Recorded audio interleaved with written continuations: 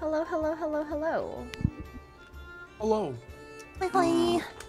Alright, Hi. good evening and how's it going? And I do apologize, this is gonna be a little weird because I have nothing. Okay, hi! Hi, welcome back. Welcome back. How is everybody doing? It is. Look. Yui's just woken up, she's dying. Yes. Yes. Which is, I guess, par for the course? Sort of, I think so too. To a certain degree. You're gonna live, Yui. You're gonna live. You're gonna live. We believe in you. You're gonna get to see Disney World yet? Oh my god, yay, Oh, Disney. yay, Disney World. You should come. Are you going to Disney World? Yeah, of course we are. Someday. Someday. That's what Yui has to live for. The Disney World trip. Yeah. Okay. Yeah. So, I'm gonna turn down the music just a little bit more so that it's not that crazy for you guys. And up to a certain point, when it becomes, I don't know why, like background music just is distracting for me too sometimes. Anyways, because loud. Okay. Welcome back. I suppose it's time to start our session? Question mark. So we left off. Oh, by the way, sorry, just a little bit quality of life things for chat. There's still stuff being worked on.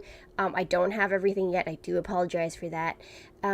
So chat, remember last time we had the rules thing for you guys to check rules? If you type in !_ rules, you'll see the list of rules that we have available. Oh, wait. That I have available, or I should.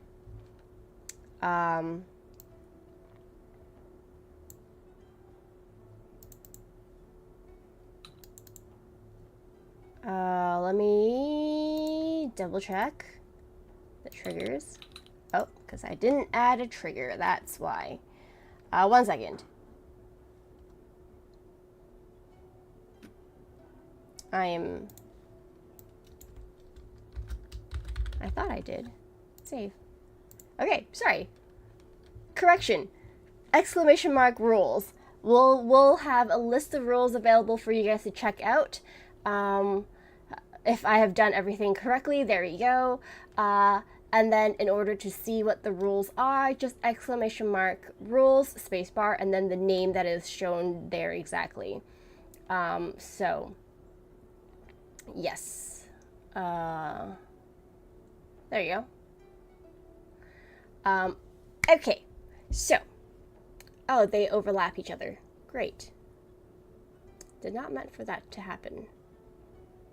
Well, this is good testing. This is good testing. Mm-hmm. Everything is overlapping. Oh. Guys, stop it. I'll fix that later. Like Nico Doga. It's literally Nico Doga, except like it's worse. Okay. So, if you guys want to know, an I know a guy rule is basically, sorry, I'm just explaining. We do have a few house rules that I'm playing by that is not stereotypical D&D rules, so that I've added those in. My dear players do know of them, but one of them being I know a guy, which technically is a rule that's like, hey, if we're stuck, I can create a character. They can create a character that says, that's like, hey, I know a guy who can help us, and they are someone who lived here, and like I met them, like whatever, they're like a tavern keeper or something like that, and then I could then play with the tavern keeper. Or if they can't think of something, I will help them out, and hey, Mimsy, you know, like Estragon, you know this guy who's like, you know, you've been to his bar a few times, and like he knows all the rumors around town, sort of thing. So that's basically what it is. All right. Anyways,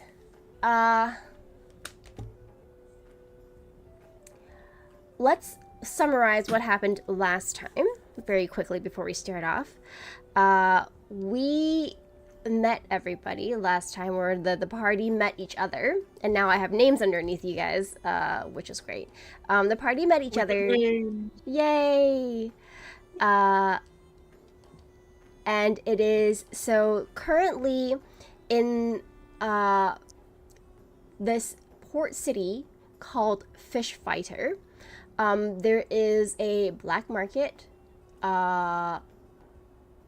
auction about to happen. And for this occasion, the ports of this city, ruled by, I guess you could call it a crime family. Yeah, ruled by a crime family called Kontoya, is open to the public for people to come visit and to buy all these things that are not normally available to the rest of the world, simply because, well, sus. And because of that,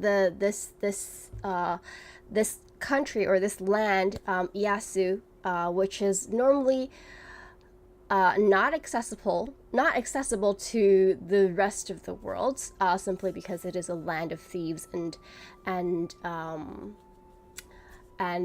crimes, is open, and this happens once a month. Once or twice a month, depending on the number of goods that are available for purchase that the Kontoya family has gathered for sales on the auction. But the auction is about to start. There is a few days before the auction begins. Generally, when these things happen, they want to open the ports earlier so that people can come for a few days, and then, for everything, for all the guests, quote unquote guests, to arrive before the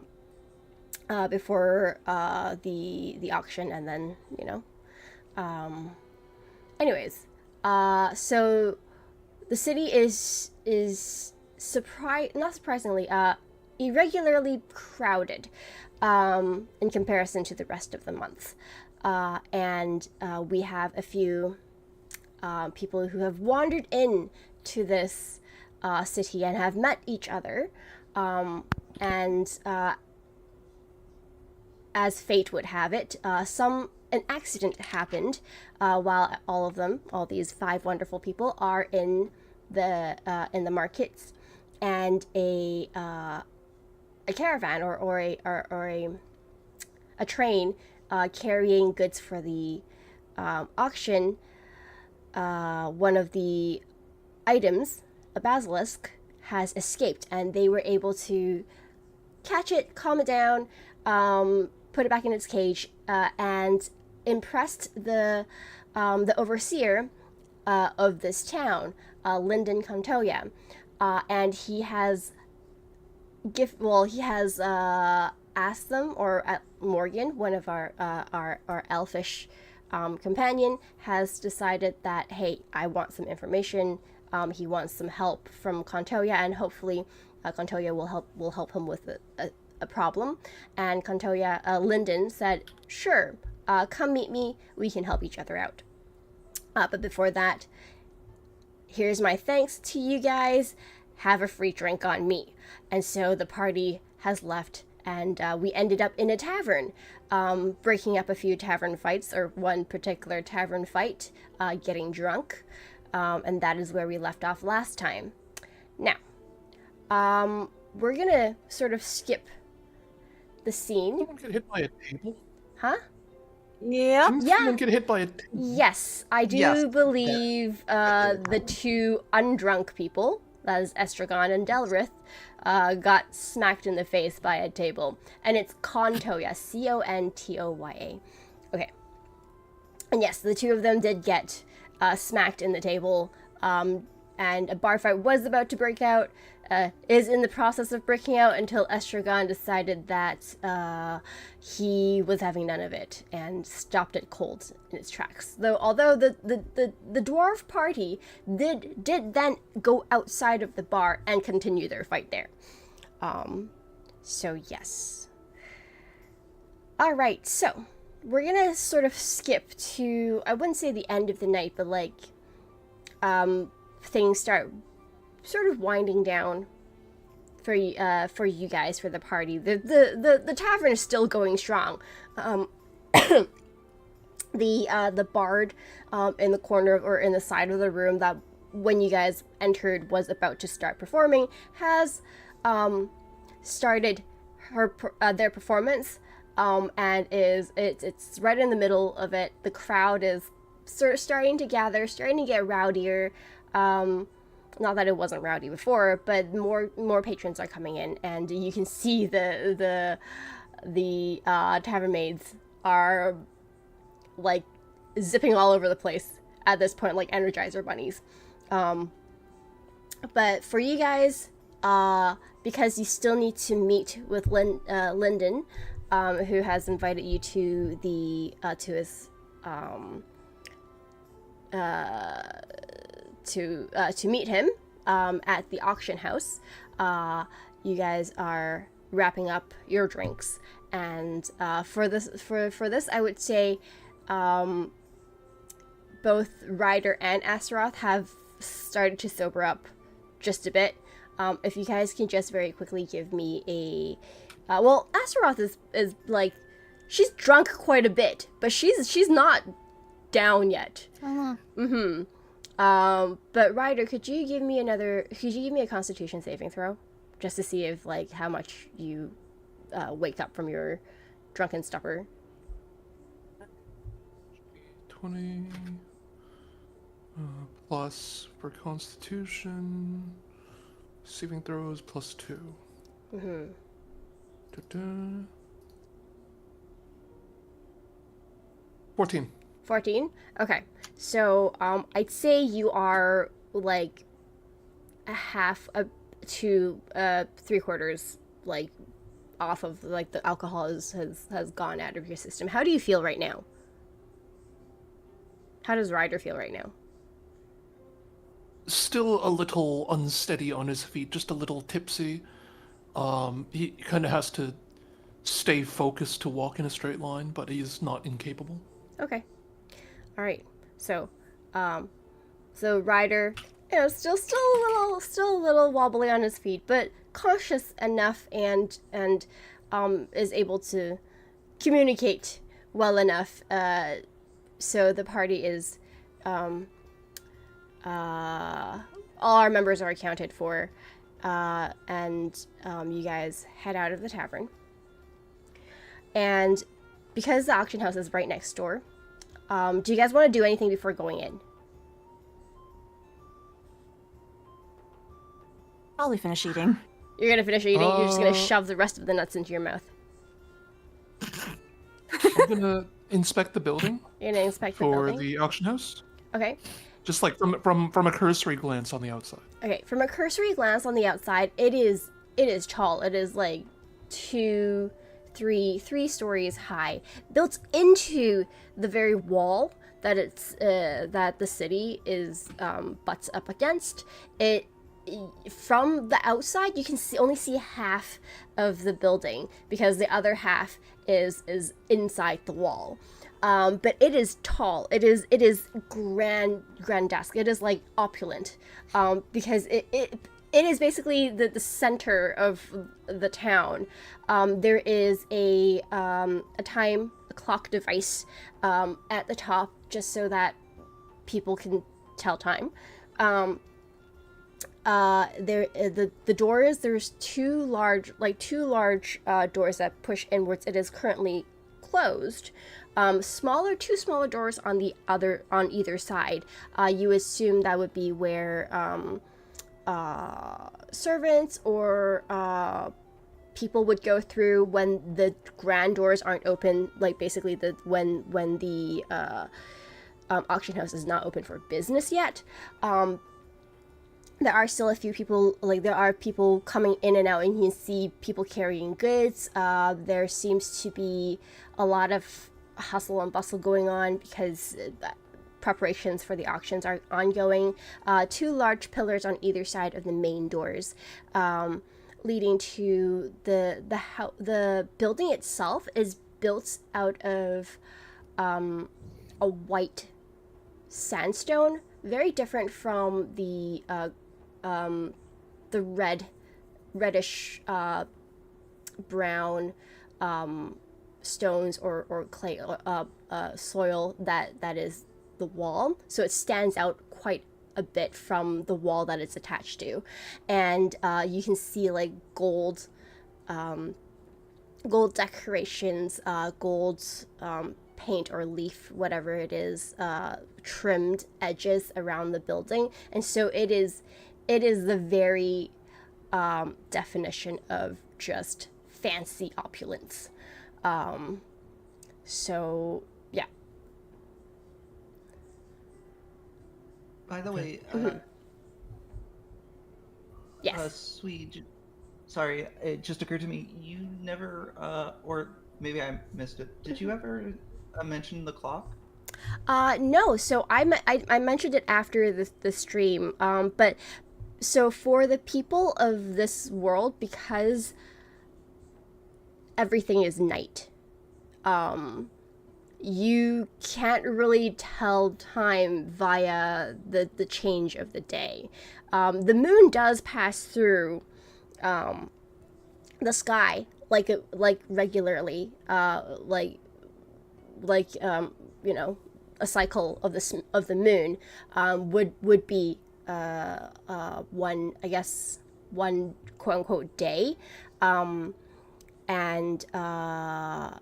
but people have learned to tell time. They have found a device, and I guess so the phases of the moon does happen. It's not like the one day is, or one cycle of the moon consists of all of the different phases of the moon. It basically, it is, you know, regular. You see, like, you know, the full moon, crescent moon, whatever, and that tells you what day of the month, or what day of the month it is.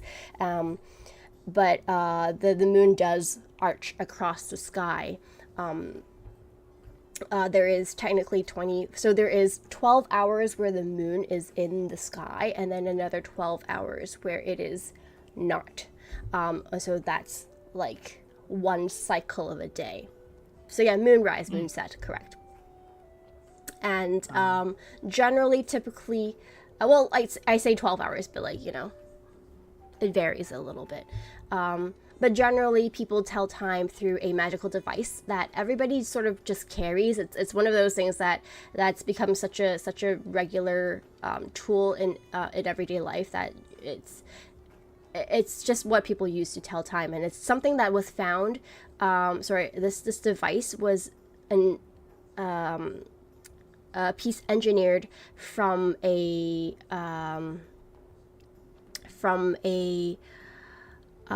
artifact found that dates back to the mythical era, and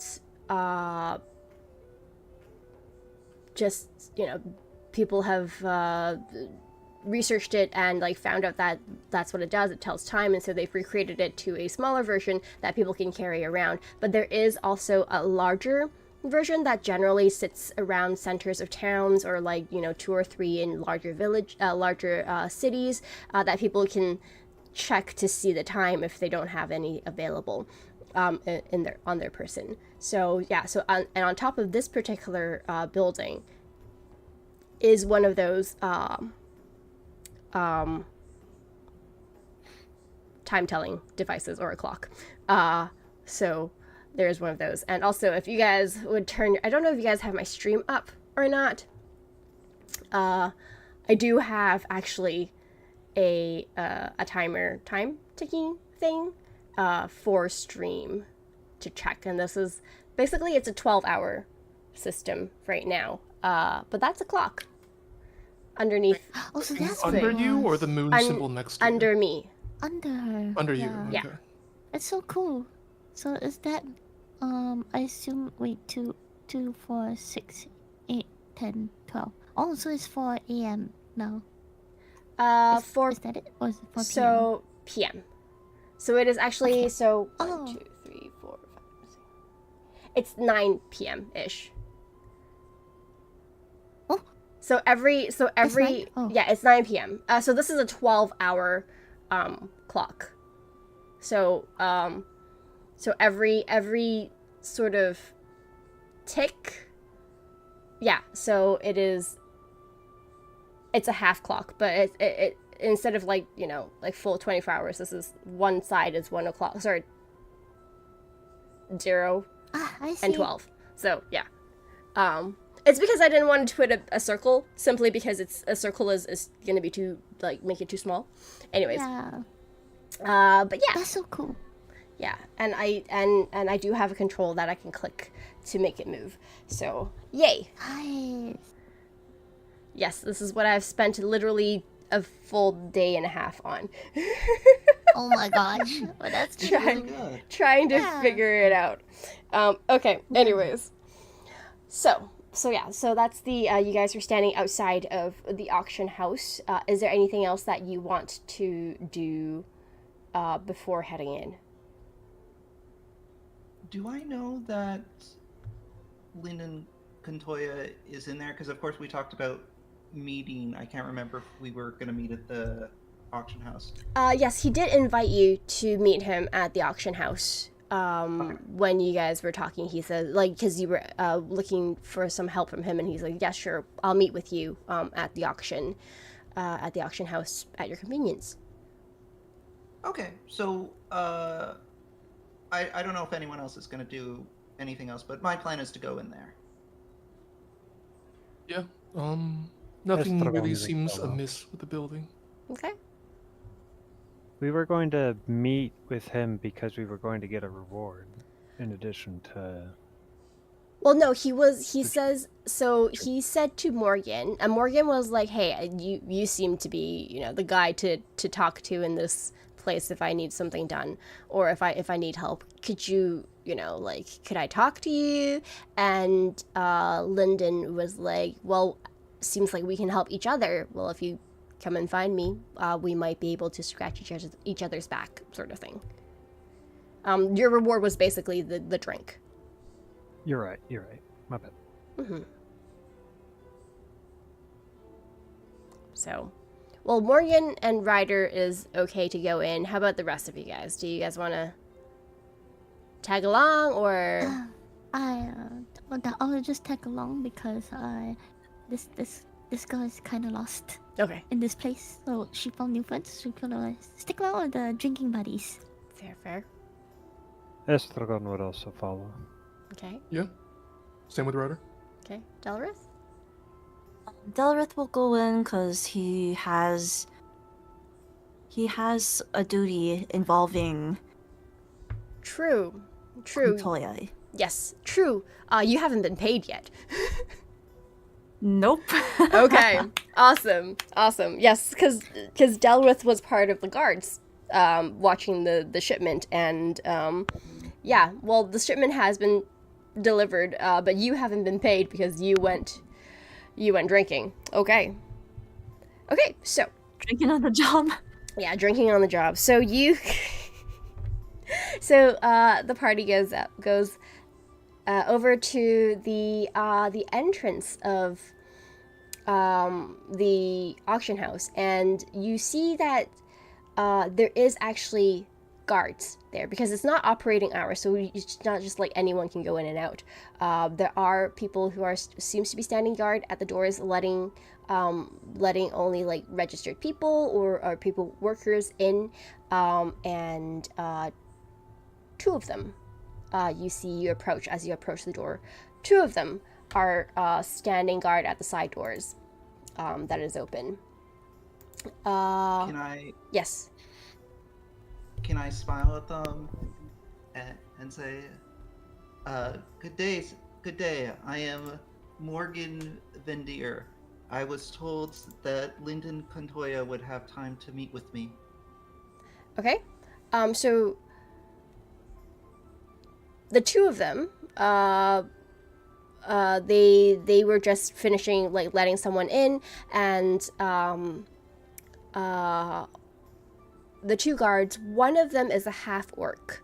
They're very, so they're they stand very contrast to each other because one is a half orc who's like tall and muscular. The other is and of like, you know, about 30s in his 30s, and the other guy is like a gnome.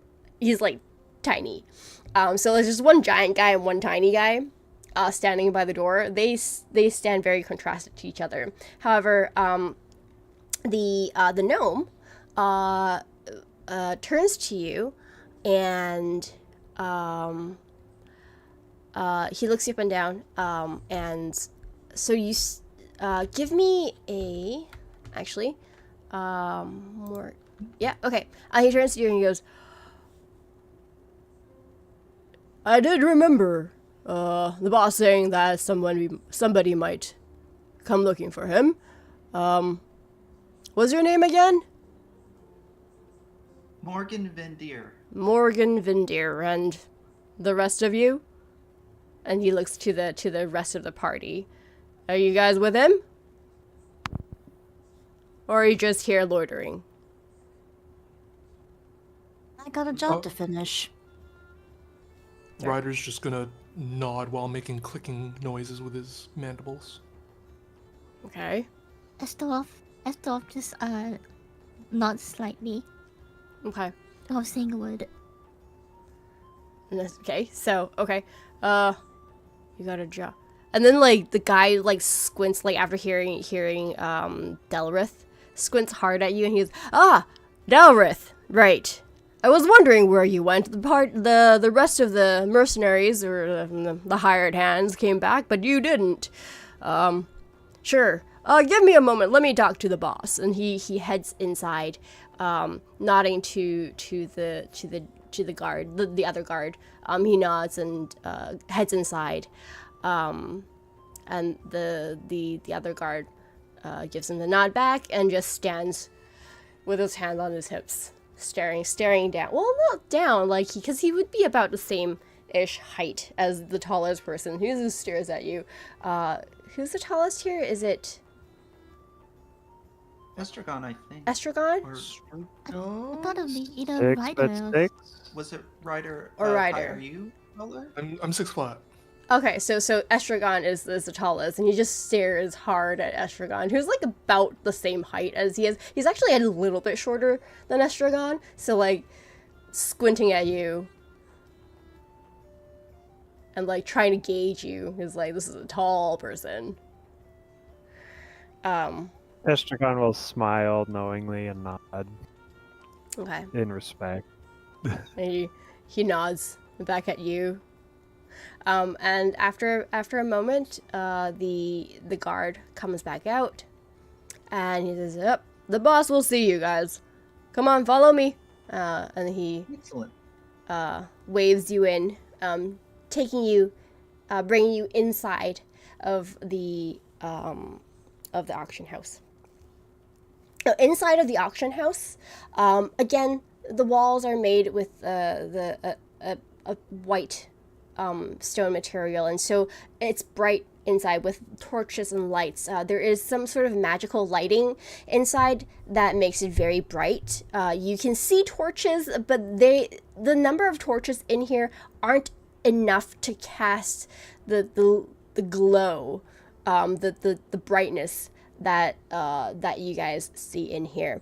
But inside, the moment you step in, you can see a grand foyer with a giant staircase heading up to the second floor.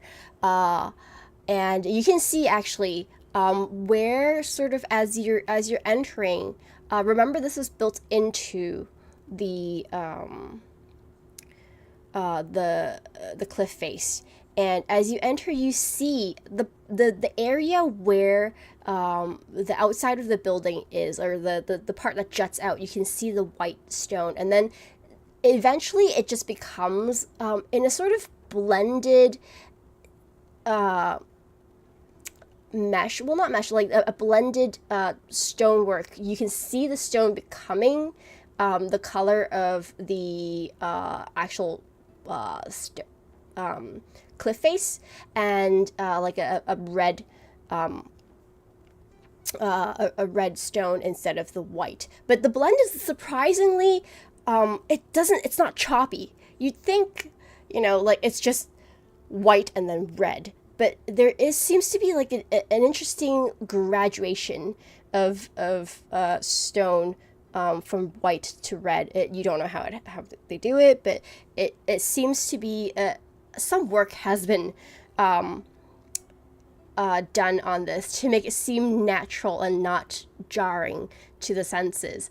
And you can tell, like the exterior, a lot of money has been put into this. Like, this is a place to impress. But the stairs in the center, they go up and lead to the second floor, and that's where the guard does take you. He goes up the stairs and then motions you guys to follow him. Come along, come along. This is like, it looks like, for reference, I suppose, this looks like a grand theater, which would make sense because auction.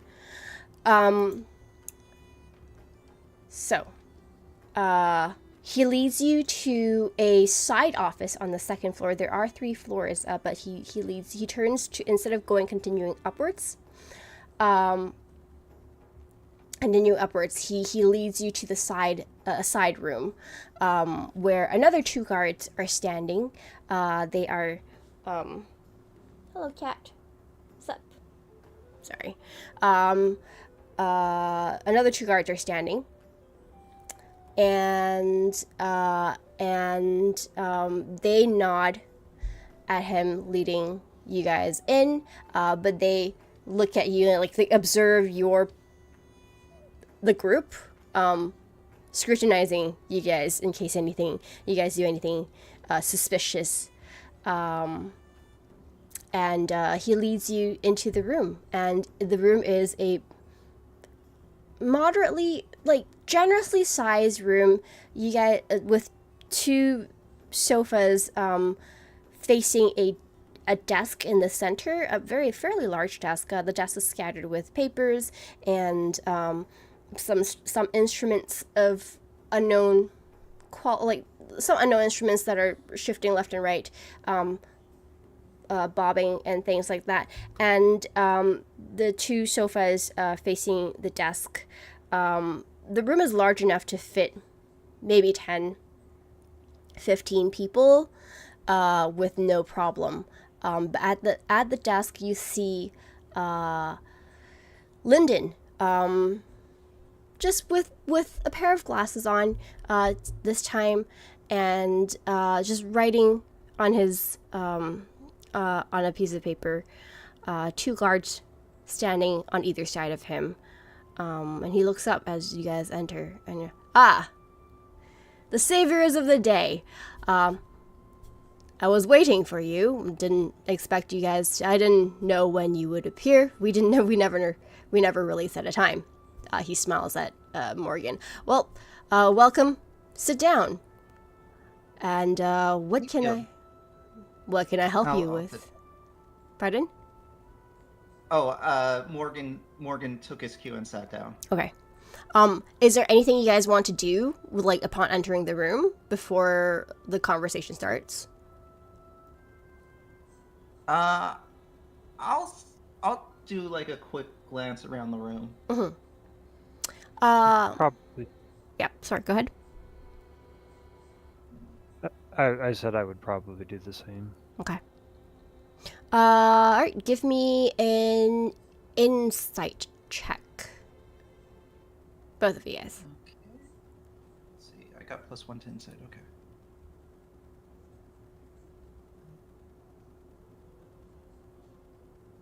Pending setup.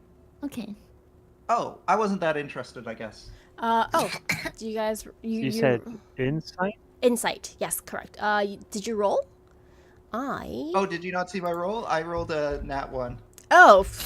on my insight. Sure. Let me see. I think my dice has decided that it doesn't want to be seen. It's not showing on the screen. No worries, 1 second. Your insight's so bad you blinded yourself. Yeah. I know less now than I did before. Yes. You probably walked in the window and stuck your head outside. Here, let me. Mimsy got a 12. Okay.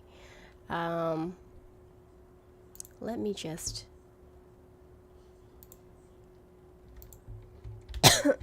Excuse me 1 second. That's Thank you. Awesome. Oops.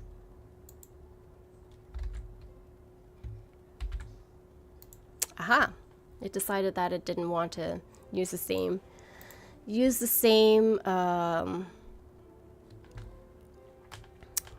URL. So that's why. All right, give me 1 second. I'm going to test this just very quickly. Okay, there we go. Now it's working. Cool. All right. Okay, so pending you just, yeah, you're not seeing. Well, you try to take a look around, but like nothing. Your brain is too focused on what you want, like what your plan is for this conversation, that you're not really paying much attention. Estragon, you see with a, what is it, with a 12? So the two guards on either side of Lyndon, they don't show it, but like you've been around enough that you can tell that they are like armed to the teeth. No thoughts, empty head. Yeah, they are armed to the teeth. I mean, they seem casual, but you know people who are who've been through wars and stuff, and they seem to be people who have seen the rougher side of things, and they know what they're doing. They're well trained from your observation. Okay. So Lyndon puts down his pen or his quill, and he sits back and observes the party. And he's like, well, I cannot express my thanks enough for what you have done in preventing a disaster today. And Delrith, he looks at you. I see that you've decided to keep these wonderful people company. I do believe that you have your payment is still due. If you would, after this conversation is over, if you just head back down, talk to Chimp, the guard who let you in, and he'll tell you where to collect your money, or collect your payment for your work well done. My name is Chimp. Chimp. Chimp. Okay. is that the Excellent. gnome? The gnome, yeah. 10 out of 10 name, no notes. I know.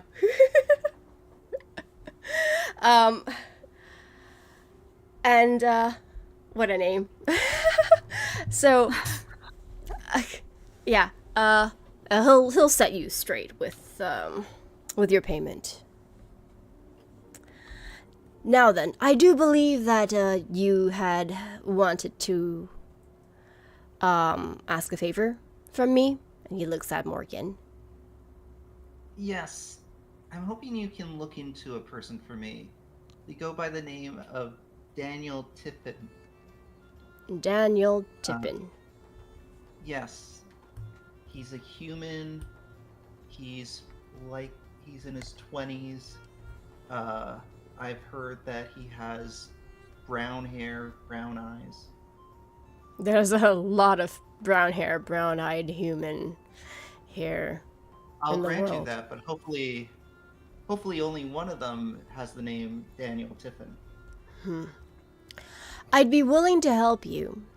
However, I do need something in return. Alright. A favor for a favor, after all. I would like to hire your... seeing that you have dealt with the situation at the market so well, I trust you all are capable. There is something I would like to request from you. However, as we have just met, and of course, before I continue this conversation, you will be rewarded for the job or for the help you have given me. So I would like to hire your expertise. However, this place, this town, this Iyasu being what it is, I can't really trust anyone fully until I've seen that they are worthy of my trust. So I would like to request something from you before I tell you the task that I would ask that I want you to do. But I would like to ask you to do something for me as a way to show me how capable you are. Of course, again, I will reward you for your assistance if you are willing. He looks at you. But if you are not, of course, we can put this off the table. So what do you say? I have no problem doing a task in exchange. The only thing I would ask is that while I'm doing the task, you look into this person for me. Of course. Once I'm done. Excellent. Then what do you need? And he nods to Morgan and he looks to the rest of you and the rest of your party. With the exception of Estragon over here, we've only just met. I'm not sure if they are on board with this or not. Well, in that case, I would like to extend my request to you for Delrith. Of course, we've worked together before. I trust you, your skills, and I would be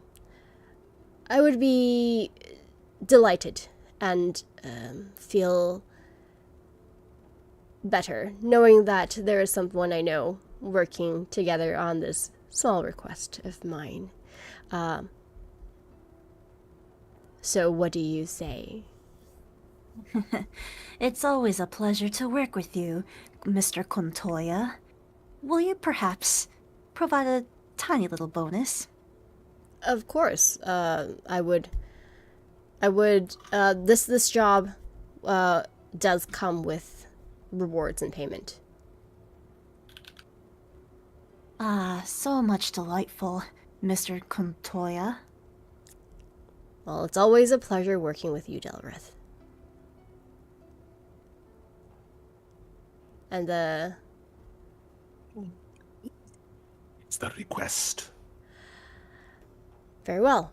I have, as you all know, there is an auction in 2 days. One of my auction items seems to have gone missing, and I would like to find out, or I would like for you to retrieve the item, find out where it is, retrieve it, and perhaps find out the people who have done it. Of course, I don't. If you could take care of them for me, that would be appreciated. But of course, not required. I just want the item back. If you find out who they are, let me know. We will deal with them ourselves. But if you could retrieve the item, then that would be all the better. What is the item? It is a It is a cube. We are not sure what it is. It is an item that was found. Sorry, let me very quickly grab my notes.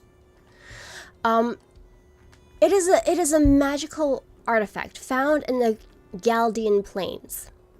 As of right now, we are not sure what its effects are. We had planned to bring it into the vault here at the auction house to investigate it a little bit before selling it off at the auction.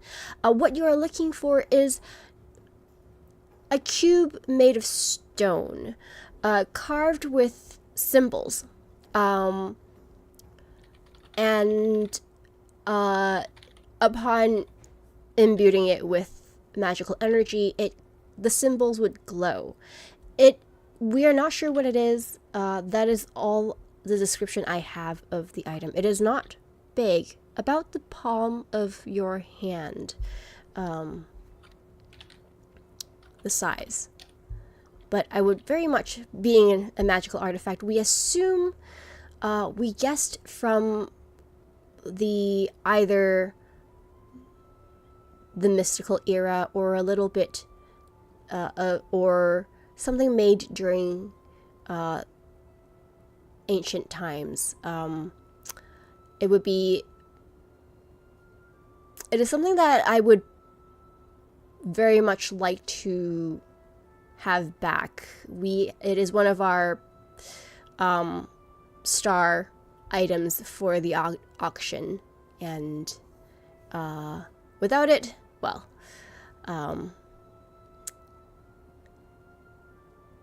the auction is without it, we are in a little bit of a bind, if you know what I mean. That's fine. Do you have any leads as to where it might be? The last known location of the object was when it was being transported, was when it was being transported from the ship at the third harbor. It is one of the harbors restricted to Contoya ships only, but it was being transported by the ship Hullbreaker. If you would like somewhere to start, I would say talk to the captain of the ship. All right, then it seems like I have my task. Morgan, with that, nods and stands up. Well, sorry, go ahead. I will return with the cube. I look forward to your success. He stands up and he like puts his hand out like to shake your hand. So like, is your hand a firm shake? Yeah, I shake her. Okay. Sorry. I didn't ask if you wanted to shake my hand or not, but I'm assuming you do. Yeah, no, it's good. It's Okay. all good. Okay. All right. Oh, thievery. We will assist you in retrieving your stone cube. I appreciate it, sir. He looks at you and he's never seen a Thrycree before, but he doesn't show any sort of. Actually, you know what? Give me an insight check. Oh boy, I wonder if he's being a racist. Let's go. Insight is +1. So it's do plus. Roll for racism. That's a 9. That's a 9. Okay. Jesus. He from the conversation and from like the short time you've met him, he doesn't seem like a person that is fazed much by anything. The impression you get from him, from Lyndon Contoya in particular, and since from the beginning, is he's not someone who he has a smiling face, and he has a pleasant face. However, it feels like he hides a lot from people in general, and like he doesn't show much emotion other than just pleasantness to the people. Does he feel like a racist? No. He does not. He just observes you. He is withholding any sort of judgment. He's just observing you. First time seeing a Thri-Kree, and but he makes no comments. He just nods at you. Alright, that is valid. I mean, as a race, Thri-Kreen technically classify as monstrosities in this game, so... Oh, Good to know. oh. Like, every other playable race is humanoid, and Yes. Thri-Kreen specifically are listed as monstrosity. Oh, Yes. Granted, like this city has seen a lot of different people and different races coming through. So like from orcs to goblins to so yeah, a Thri-Kree, while strange and not seen very often, if at all, is not something that would be like raise alarms for anyone, because they've seen weirder, stranger, considering what the city is. Okay. So you head out to, I guess, sorry, what do you guys want to do? I plan on heading out. You plan on heading out? Estragon would nod, or give a polite nod to Linden, and also a respectful nod to his two guards, and also follow Morgan out. Okay. Esther does the same Okay. because she's not too comfortable in a place like this. Fair enough. Doesn't speak much. Okay. Delrith's off. Bleh. Delrith's off to look for Chimp to receive his payment because Yeah. he is quite overdue. Yeah. Chimp is waiting outside, actually, the door, leaving the office. Chimp is waiting outside, and he has a bag of coin for Delrith. And he says, the boss sent a message, or well, the boss sent a message, and he says that you want your pay. He hands over, like he stands on like he puts his hand out with the coin bag, but like he stands on tiptoes because he can't really reach you, and so he's just like, here's your money. He just Getting your henchman to do all the work for you. Interesting. Why, thank you for the coin, Mr. Chimp. who are you calling a henchman? And he just drops it in your hand. I will have you know I am a guard. I am not a henchman. But all right. I'll lead you back out. The boss says he wants a job done. He wants you to do a job for him. Just when you're done, just come back through. I'll be manning the doors for. I'll be manning the doors. So just, if you don't see me, you can talk to my partner, Titan. He's the other guy that was guarding the door with me. So, yeah. Okay. All right. So where do you guys want to go? What do you guys want to do? Where do you guys want to go? Before we go any further, Yes. like after we leave the place, after we leave the auction house, Mm-hmm. can I, and we're like outside of earshot of the guards, can I turn around and look at the party? Mm-hmm. And Morgan says, I appreciate you all coming along, but you don't owe me anything. I want to make sure all of you are on board with retrieving whatever this cube is.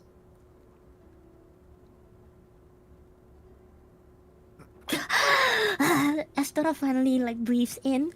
Like that was so uncomfortable. But I'm on board.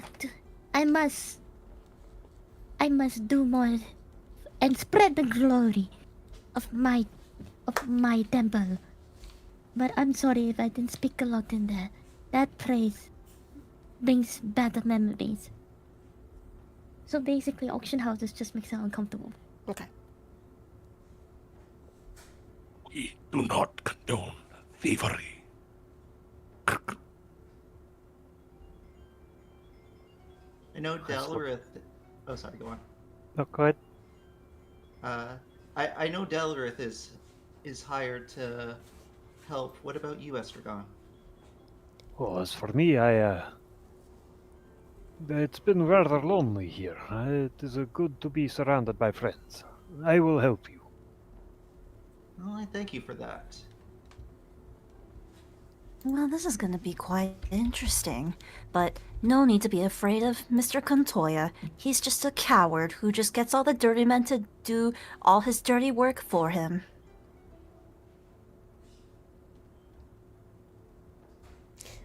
Okay. Oh, that suits me fine.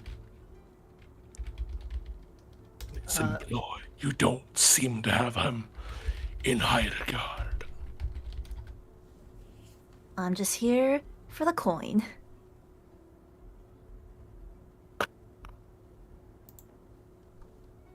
Okay. But don't you all like coin? Some of us don't act just for coin. Coin is just a means to an end, and that end being the bottom of a tankard. I can agree to that. The bottom of a tankard? Yes. I mean, sure. Sure, you. Morgan smokes and says, "You all seem like good people." That was all Morgan had to say. So Morgan's good to move on if everyone else is. Okay. Okay. So, Dalrith, you might know, having been here a little bit longer than the rest of the party, there are actually 5 ports in this city, and the third port is one of the ports that are reserved for Contoya ships only.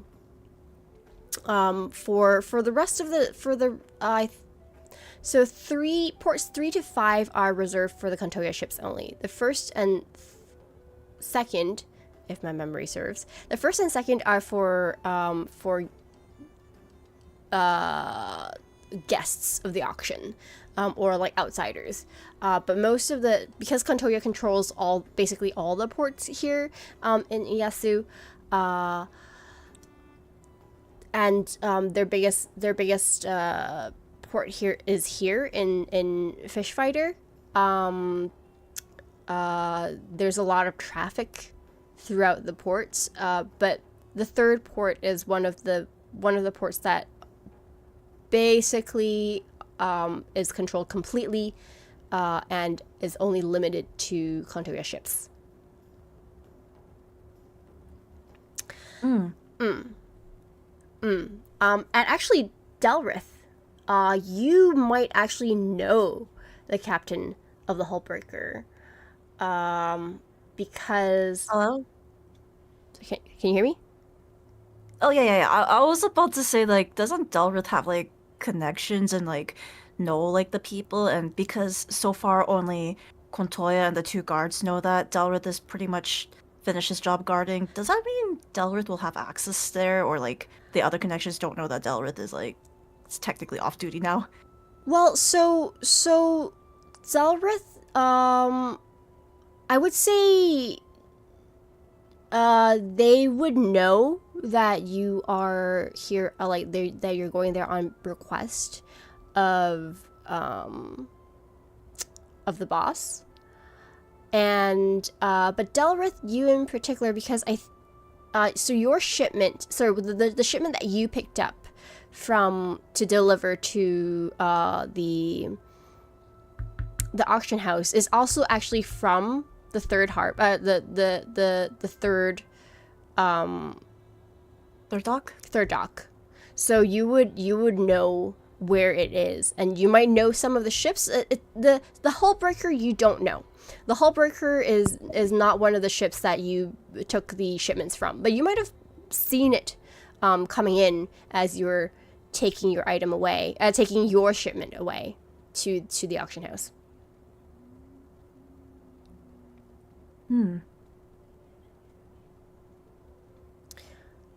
But yeah, so you all travel to, I'm assuming you all travel to the third dock.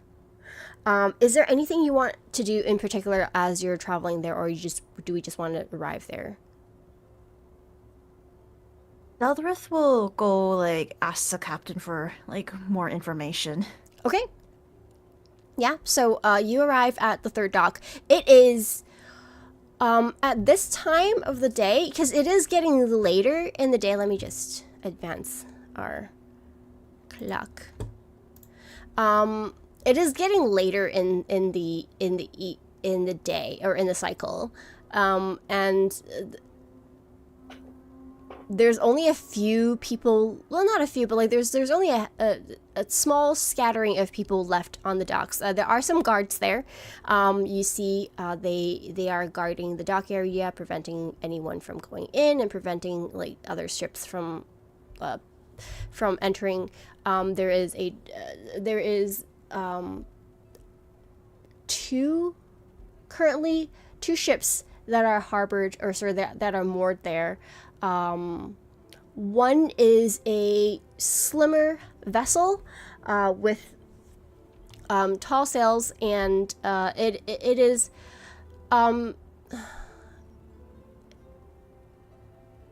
like a slimmer and smaller vessel, something that you would assume it is used for like very fast, like it is built for speed, basically. And it doesn't seem to be able to carry a lot, but from the build of the ship, from the large sails, in comparison to like the slimmer size of the ship, you can tell that the ship in particular is meant to be used for fast travels. The other one is a larger ship that is, you can tell has an armory inside. It's got you know those little holes, I don't know a ship terminology, those little holes like where like cannons will come out. There's like, sorry, Portholes? Portholes, thank you, sorry. Oof. Portholes, yeah. So this is a larger ship. It's got you can see people on top on the ships still working there, on both ships actually, still working. And that the larger ship is obviously a pirate ship. It is built to like not run things down, but like threaten. It is a and it's also flying pirate banners, the Kontoya pirate banners. And so, like, one is a pirate ship, the other is not exactly. You don't know really what it's for, but it is a speedy. It's a ship that's for speed. You don't know what it is yet.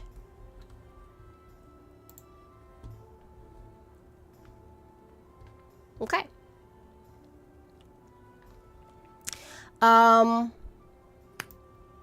What do you guys want to do at the docks? Delrith, did you want to talk to someone?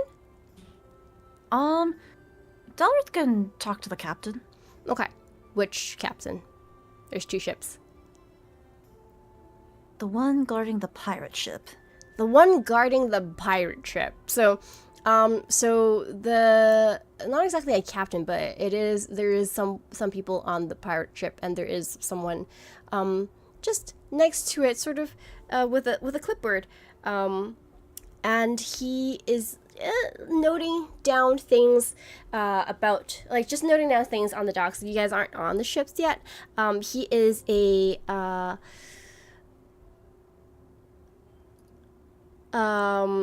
rather small fellow. He's short. He's human, but like about 4 foot, 4'5". He's kind of tiny for a human. Well, is 4'5" tiny for a human? Yeah, probably. Yes. Yes. He's just short. Wearing a pair of glasses, very thick glasses. And he's dressed in seems to be sturdy looking clothes. However, there is a little bit of you can tell that there's a little bit of money in the material of the clothes. He looks to be around mid 40s, graying, sort of slightly graying hair, thick glasses. You can see that he is wearing like a tunic with a vest over top. The vest is like light blue with some sort of gold thread stitch design on it, and like a pair of similar color tunics without the gold stitches. And he's just noting, and you can hear him as you walk close to him. He's mumbling like, 2 boxes of gold, 1 box of fabric from, and he's like basically taking down inventory of what, like, you know, the things that are coming out of the ship. And you guys approach and he looks up and he goes, can I help you? He looks to the group and he's like, can I help you? What are you doing here? This is a restricted area. Morgan looks to Dalrith because it seems like he knows who to talk to around here. Calling upon the skies. Calling upon the skies. So you know this person. You know this person by the name of Kelric. Kelric Eventide. He is the dock master here. He's the harbor master here. Basically the person you go to for like everything about the ships that are harbored here. Ah, Kelric, it's been a while. How was the sales?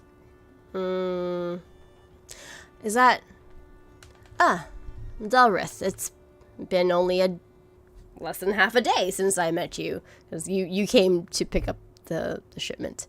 I mean, everything's good. We've got some people with sticky fingers around here, it seems. Mr. Contoya isn't very happy about this at the moment. So I've been keeping an eye on stock and just making sure everything is accounted for.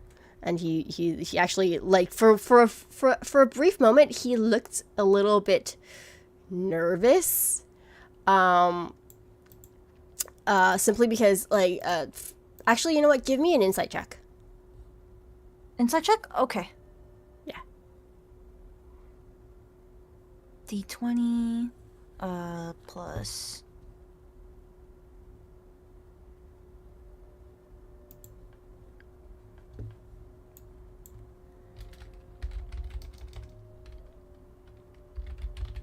Uh, 16? 16? Yeah, plus 1. Okay. So, for a brief moment, he looked very nervous. And not so much the nervousness of, oh shit, I've done something wrong. More like, he's like, something like, was lost. Like, something got stolen on my duty, and this is not good. Like, I'm gonna be in trouble. I'm already in trouble. Also, Final Fantasy. Okay, sorry. Sorry, you were saying? It instead of swear.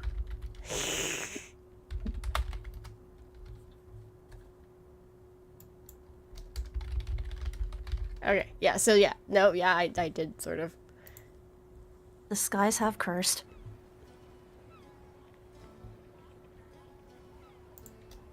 The skies of curse. Sorry, I'm gonna just make sure that this is playing properly on the.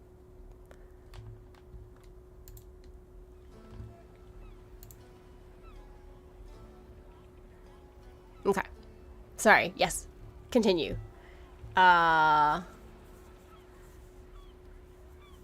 Yes, I said a swear. Where were we? Okay, yeah. So from your observation, from your check, he's you can tell he's not happy about what's been happening in his dock. He's lost something, and he's like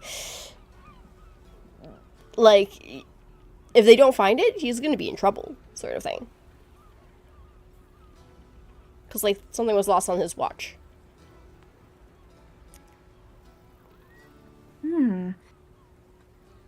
You looking a little tense there.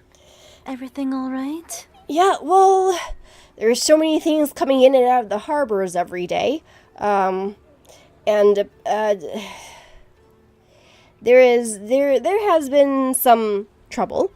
And, I mean, despite all the guards we've posted around here, and, you know, you knowing that you were here this morning when we, well, not morning, there's no morning here. You were here, earlier this cycle, to pick up a shipment. You know how busy the harbor has been the last 2 days or so. Well, yes, very busy, to the point where a commotion happened several hours ago. Which is why everyone is with me here. Which is why are you... Did Mr. Linden send you here to help search for the missing items? Or my item? He did indeed. Oh, thank goodness. And he's like, you can see him visibly just, oh, okay. Well, I'm glad somebody is here and to help look for the item. Is there anything you want me to do? Can I help you to help this? To find it. Is there anything I can do? Do you have any information on where did you last see the cube, and who might have had the ability to take it? There's a lot of people go in and out, come in and out of this harbor the last few days just to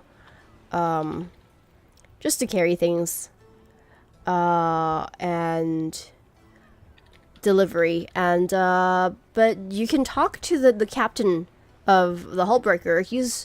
He turns towards the smaller ship. He should be in the ship, and with the vice captain. They should be there. They haven't left the harbor yet. They're all the rest of their goods are have been delivered. We just upon when we were taking inventory, or so I've been told, when they were taking inventory at the auction house, they just found that one item was missing. So the best person to talk to would be Captain Phoebus. That's his name. Captain Phoebus. Phoebus Fisher. With a PH. Phoebus Fisher. Yeah, Fisher with a PH. Okay. Actually,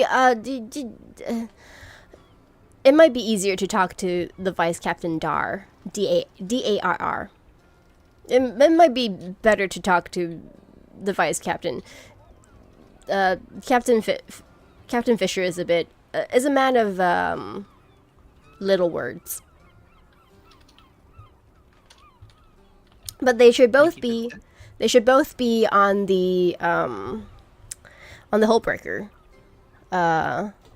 I'll let the and he calls over to like the person who's like standing by the hull breaker on the other side. Hey Todd, these people would like to talk to the captain. Could you call Captain Fisher down from the ship? And you see like a young male in his like early 20s, seems to be like an apprentice or some sort of Kelric. And then there's just Todd. Yes. And he goes, yes, Master Eventide. I'll get Captain Fisher right away. And he like you see him scramble up the plank to the ship, and after a moment's time, two figures appear from the ship and they walk down the plank and approach the party. You see one is a dragonborn, 7 feet tall, standing around 7 feet tall, a little bit over 7 feet, with bronze scales, and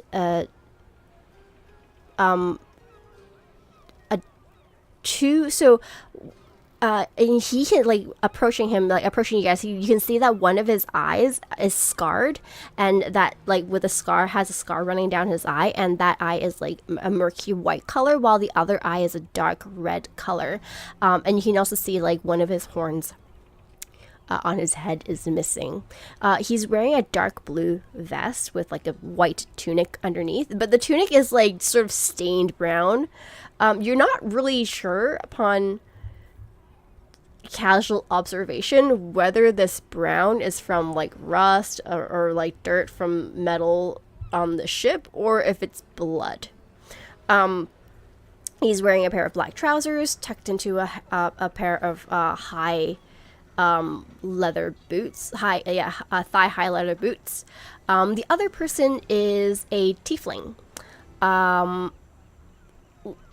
Looks to be around 30 to 40 years old. The Dragonborn is about like 50 years old, like 50 to 60 in age.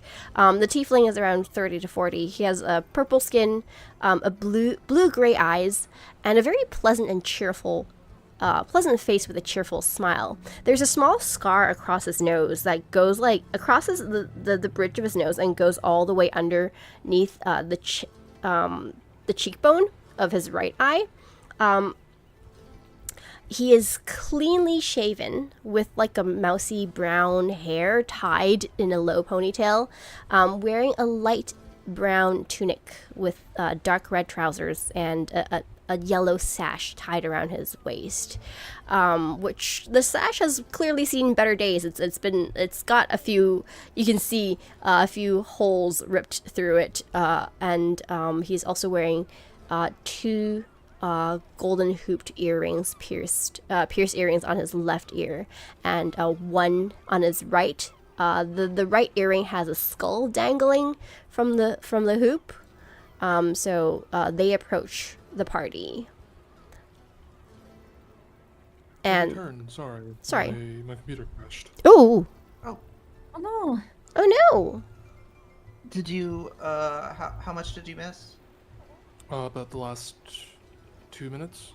Oh, It's okay. I'll catch up by context. You guys just keep going. okay.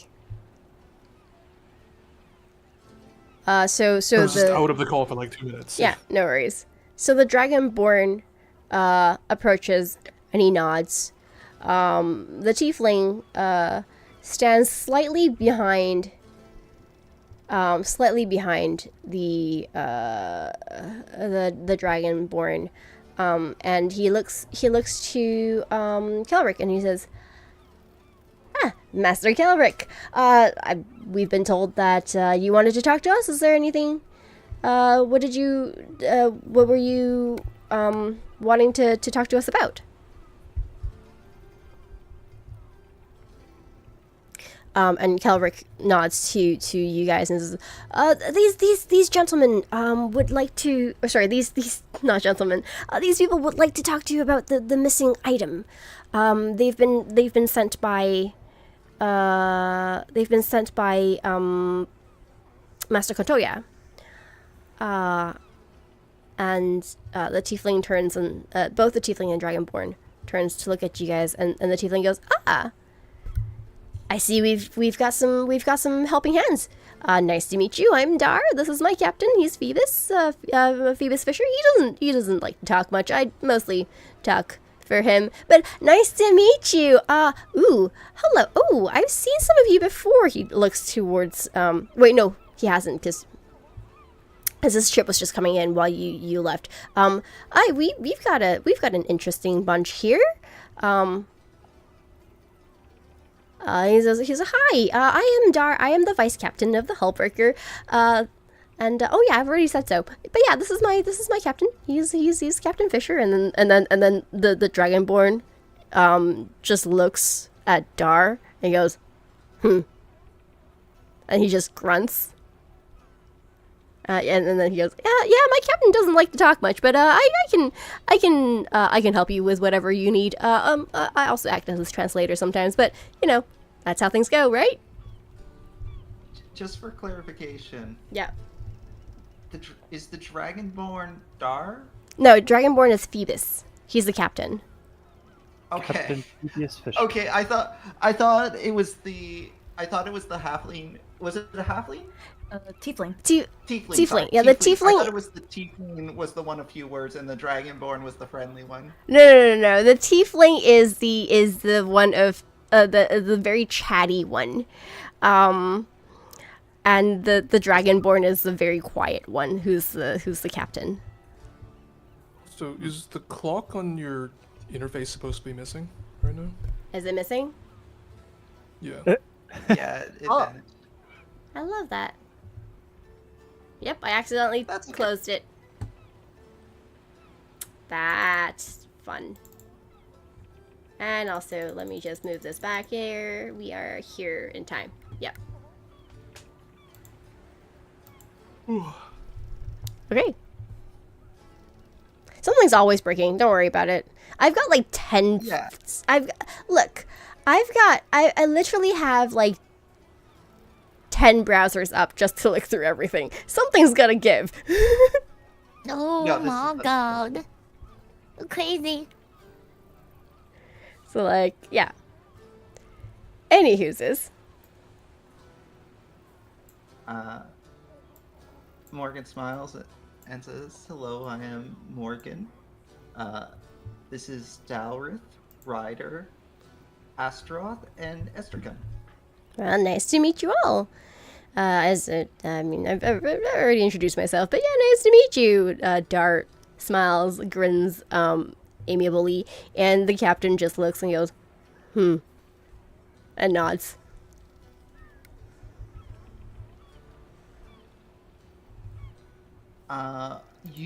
Yours was the ship from which the Q went missing. Is that correct? That would be us. Very bad business, you know.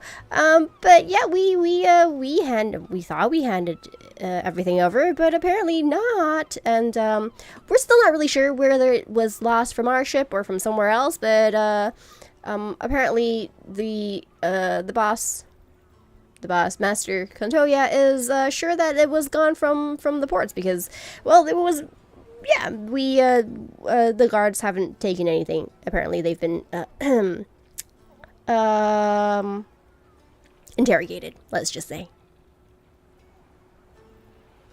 How long ago was it that you entered into the port? I mean, we haven't been here long. So maybe 6 hours ago. 6 hours ago. 6 hours ago. Something like that. And then you can hear Phoebus grunt and go, 5.5. About how long? This is a question for Swede. Mhm. About how long ago was it that we first met in the altercation with the basilisk? I would say about 3, no, considering transport, about 4 hours ago. 3 to 4 hours ago. Okay. So like, actually, wait, because you guys went drinking.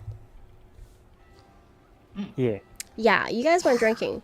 So like, I would say a little bit earlier than that, actually. So during that time, let's say 3 hours. Let's say about the same time, actually, that you guys were fighting the basilisk. That the ship arrived. Okay. Yeah.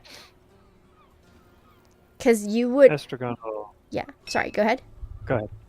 No, you go ahead. No, because I was saying, because Dalrith would have just started escorting his shipment of items out of the harbor as this ship arrived, and so I would say if it's like 6 hours ago, yeah, so around the same time that you guys fight the basilisk and the ship arriving at the harbor to start unloading things. Okay. When you... Estragon will stroke his mustache and twirl it. Were all of your crew accounted for when you entered into the harbor? I mean, all my crew accounted. I mean, everybody who is still alive. We from our recent run, all our crew is here. Was on the ship when we arrived. Now where they have went since, I do believe some of them have decided that the bottom of a tankard is the bottom of a tankard is a good place to be. So some of them have gone to have drinks. Right now, we still have a few. One of our deckhands is still here, as is no, one of the deckhands are still here, and one of our navigator is also here. But the rest have decided to go and have a few drinks and relax after our rather long journey this time. We traveled quite a ways on this trip. And go ahead. Morgan was just gonna lean in close to Estragon and say quietly, "You may have yelled at some of the crew here." They deserved it. It's okay. That for hurting my face. They did throw a table at us. It's not something True. that I will let slide lightly. Our poor faces. That being said, excuse me for asking more questions. I did not mean for this to be an interrogation. However, it is important that we have as many facts as possible. Do you know who was meant to transport this item? Who was meant to transport? We don't. So, and then, so this time it is, the Kelric who answered. So, there has been a few, groups of hired guards. But for this particular, shipment, I do believe, He like he flips through his notes, like his clipboard of notes. The one in charge is there it is, and he taps it. Is you'd want to look for Gladicus. Gladicus Keep, is his name. He's one of the senior guards, at the auction house. He should be the one leading the party, or sorry, leading the group of hired guards for to transport the materials from Hullbreaker. Gladicus. Does one find this Galacticus? Gladicus. He should be. Flipping through. He should be back. With the next shipment. When the next ship arrives, actually. He's scheduled to pick up the next shipment of items tomorrow. I don't know where he is right now, though. Not tomorrow, in the next cycle. I you know what I mean. Yes. It might take us some time to find him. Is there anybody of his acquaintance that we might also be able to hunt down and ask? I don't talk to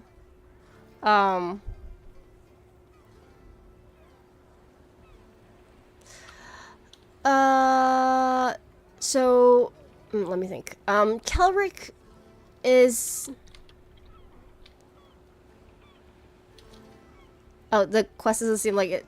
So there's quick clarification. So there's a few days before the actual auction is happening.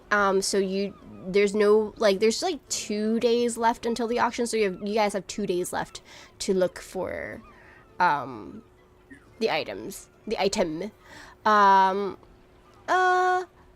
I mean, he lives in the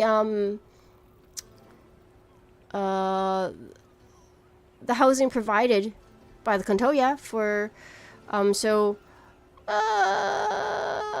than that, I wouldn't know who he talks to. He just comes and there's a lot of people that come through here, to pick up. I just know their names. I don't talk to them, all of them, very often. This harbor is very busy. I don't have the time to talk to everybody who comes, and who comes to pick up the items. We do have a conversation now and then, but I don't know much in detail about Gladicus. In which case, do you know at least which street his crew would have taken this item down? They all travel from here. So they would have traveled in the same route as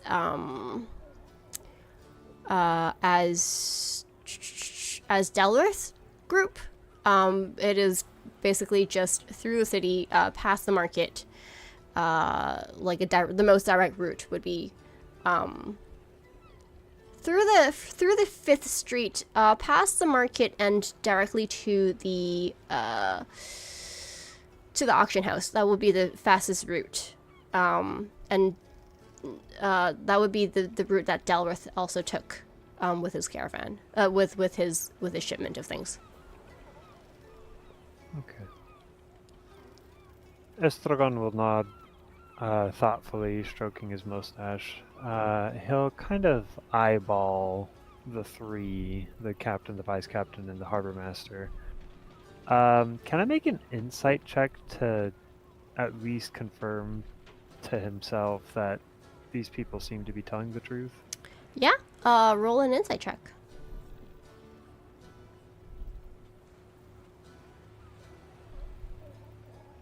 I rolled a 13. Roll a 13. Okay. As far as you know, they are being very helpful, as much as they can be of what they know. Although you, with 13,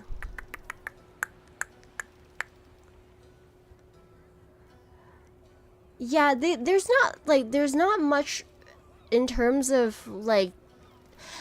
So both the captain and the vice captain, they don't know, like, they don't know much about what it is that they.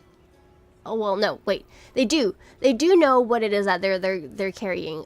They are the people who are shipping it. But they are trustworthy enough, it seems. Like they're seasoned sailors, and it seems like they've been through this sort of run, like taking whatever it is that they're taking, coming to the harbor and then heading it off. That it's like it's very procedural for them. So like, this is like not losing something, but like this transport of goods is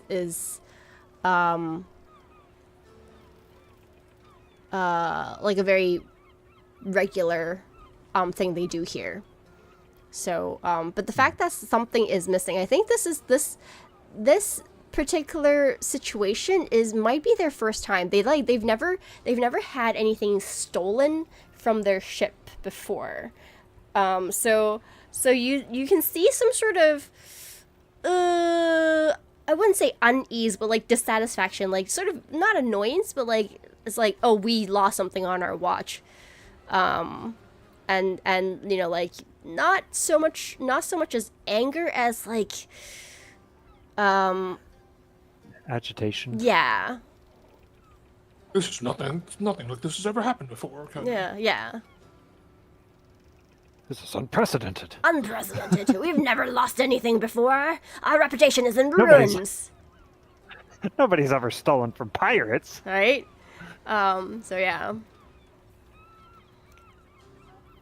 But yeah, but if so, and Kyklos says, if you really want to talk to Gladicus, the best bet to know where he's gonna be is going to be coming back here tomorrow. Sorry, in the next cycle, and the shipment is supposed to arrive very early. So if you come first thing, on the next cycle, you'd probably find Gladicus there. And as you're saying that, you can suddenly, as he's saying that, you hear a commotion, from the ship where, from the small ship where, the captain and Dar, the vice captain, came out of. And you hear a small commotion, and you hear like the shout of like someone, and he goes, ah, help, ah, ah, ah! And they turn to look at each other, and Dar sighs, and the captain looks at Dar, and he goes, Flit. Morgan wants. Yeah. Morgan raises an eyebrow and asks, "Is there a problem?" And Dara looks. Sorry, the captain looks at you and he goes, Flit. And then Dara's like, it's just one of our deckhands. Don't worry about it. This happens very often. And like, if you look, actually, you know what? Give me a perception check. If anybody wants to do so as well, feel free. What is my Perception. Perception. Let's see how. I forgot. Got a 5. 5. Let's see if I did any better. I have to reopen my sights. Yeah, no worries. I got a 6. 12. 12. Okay. Yui, what did you get? I'm trying to find my perception. I don't know where it is. Fuck shit. Wait, hold up. Oh god, I don't know my perception. Sorry, I'm using the new note thing, and I can't find my perception. It should be under. Sorry, Perception is under wisdom. Yeah, under wisdom. So next to wisdom is perception. +3. Okay. Wow, it was okay. +3. Oh. Here we go. Awesome, what a 1. It's a I don't 7. even know what's my dice roll. Oh, it's a 7. Oh, okay. Yeah. A 10. Okay. Yeah, 10 for me too. Okay. I mean, I didn't need a high one, but what you can, if you, from the corner of your eye, you see, someone, a figure, something, with dangling from the masts of the ship, by their ankles, and like they're like swinging, and like you can see them struggling and like screaming, going yeah, they like somebody apparently tripped or something from the mast and got their legs tangled up and is now hanging upside down, swinging in the air One does. as one does. Should we help him? I would imagine that you might have a spell that could help him. Is that not the case? I can cut the rope down. And Esther will attempt to like walk forward with the halberd. I mean, it has reach, and she'll leap and like cut the rope. What are you gonna do? The person is dangling, right? Yeah. From a rope or something. He's Yeah, so- dangling from a rope in a ship. On the smaller ship, he's dangling from the mast, like so from the where the sails are. So he's got like he's just dangling upside down, and swinging Yeah, Cut around. the rope. Sorry, So you, So You was trying to cut the rope. you're trying to cut Yeah. the rope. What Yeah. are you doing to try to cut the rope? she'll raise the halberd. I mean, it has reach, and then leap up and just slice it down. Okay, can I? Mm. How high up is this person? I would say quite high. On the back of my head, I cannot think of how tall the mast of a ship would be.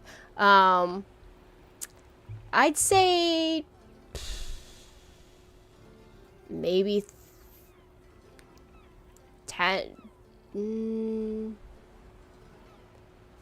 30 foot.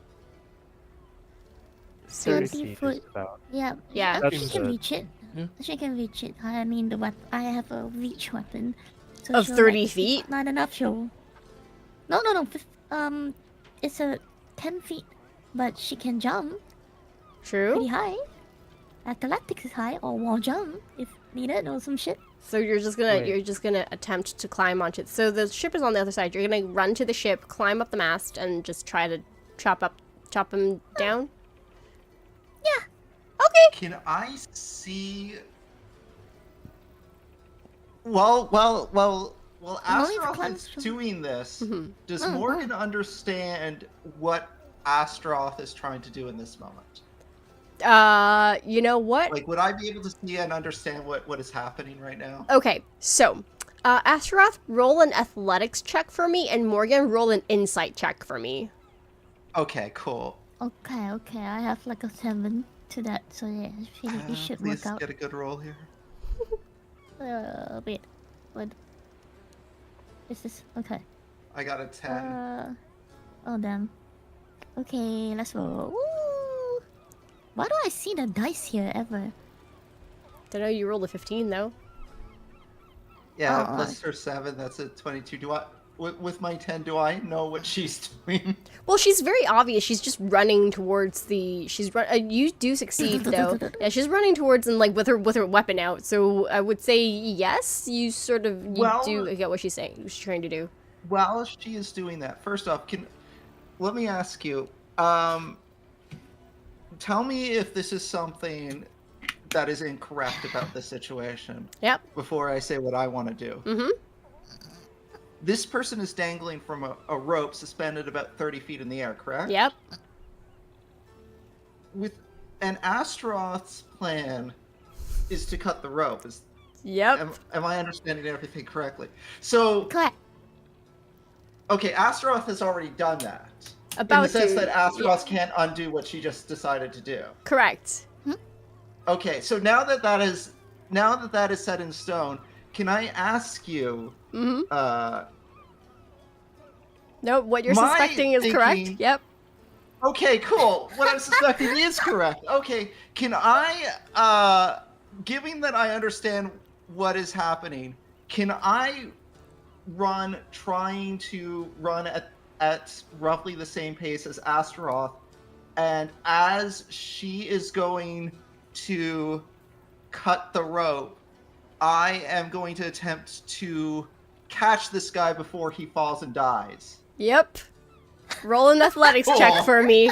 Roll an athletics check for me. Yep, Astaroth is just running up, cutting the rope without care that this person is gonna drop to his death. You must understand, Astaroth has 0 intelligence, okay? Just saying. Okay, cool. You couldn't see, but like, first off, Morgan asked her like, "Do you have a spell for that?" And that's how she responded. And you couldn't see, but as you were explaining what you were doing, my mouth was just hung open. Like, I cut rope. like, does Yui know what this entails? But anyways, let me roll and hope that I save this person. Oh, you No, it Oh, Oh no, yeah, no. Person's dead. Wait, what do you roll? Oh, Yui has killed this person. Oh. Yeah, you attempt to try and run towards him as Astaroth is like way ahead of you. You start a little late because it took you a moment to realize what Astaroth was trying to do. And Astaroth cuts the rope before you could reach the person hanging upside down. Okay. What happened What to is dead? Is what I'm understanding. No way, there's no way this there- person's gonna die. Is there anything anyone else wants to do at this moment? Would I be able to make an attempt to catch them? You can try. Or is it like too late? No, you can certainly try. You can, as this is happening, you can, as Astaroth is running. I'm guessing you can catch on the same time as Morgan. The fact that this is not good. Try and roll an athletics check for me.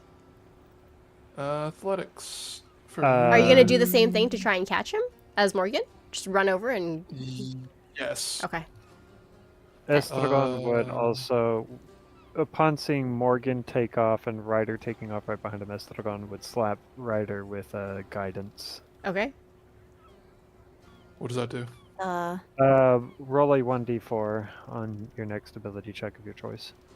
So I just get to add a d4. Yeah. Yeah. All right. 18. Okay. Excellent. Awesome. Yeah, you run after Morgan and Astaroth, seeing what was about to happen. How do you want to save him as Astaroth cuts the rope? You do manage to do it, but how do you want to do it?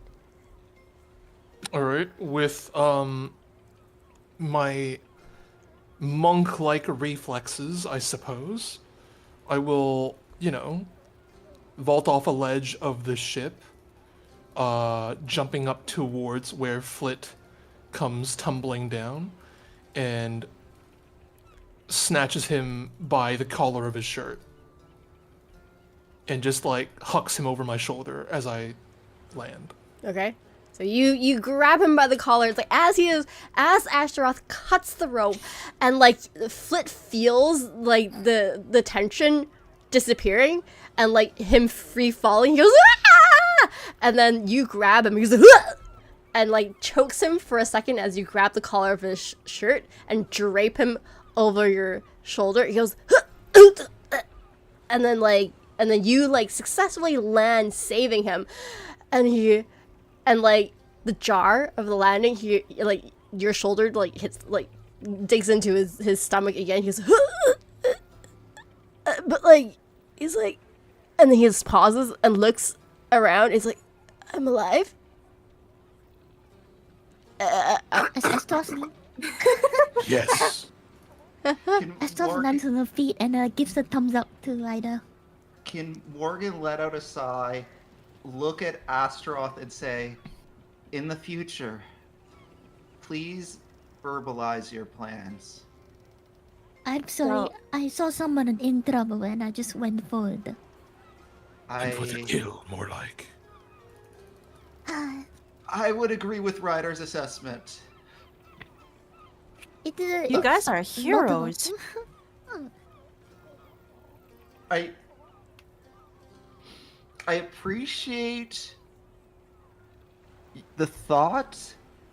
I believe I didn't know you well before I asked you for help. I know you a little better now, and I think, and Morgan motions to Estragon, Ryder, and Delarith, I think in the future we might like you to share these thoughts so we can workshop them before you do a thing like that. But if someone is in grave danger,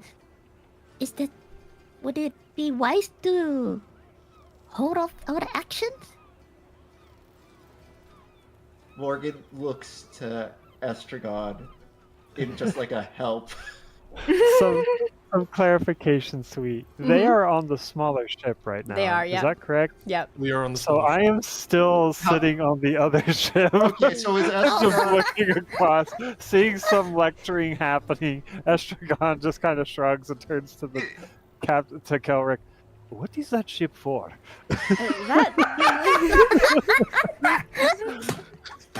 She's just continuing the conversation as all this is happening.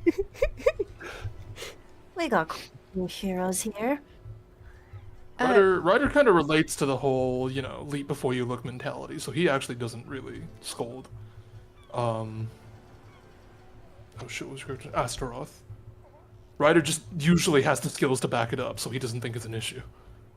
Morgan just sighs again and just starts walking back to Estragon and Dalaran. It's just like, okay, I guess this is just the way things are.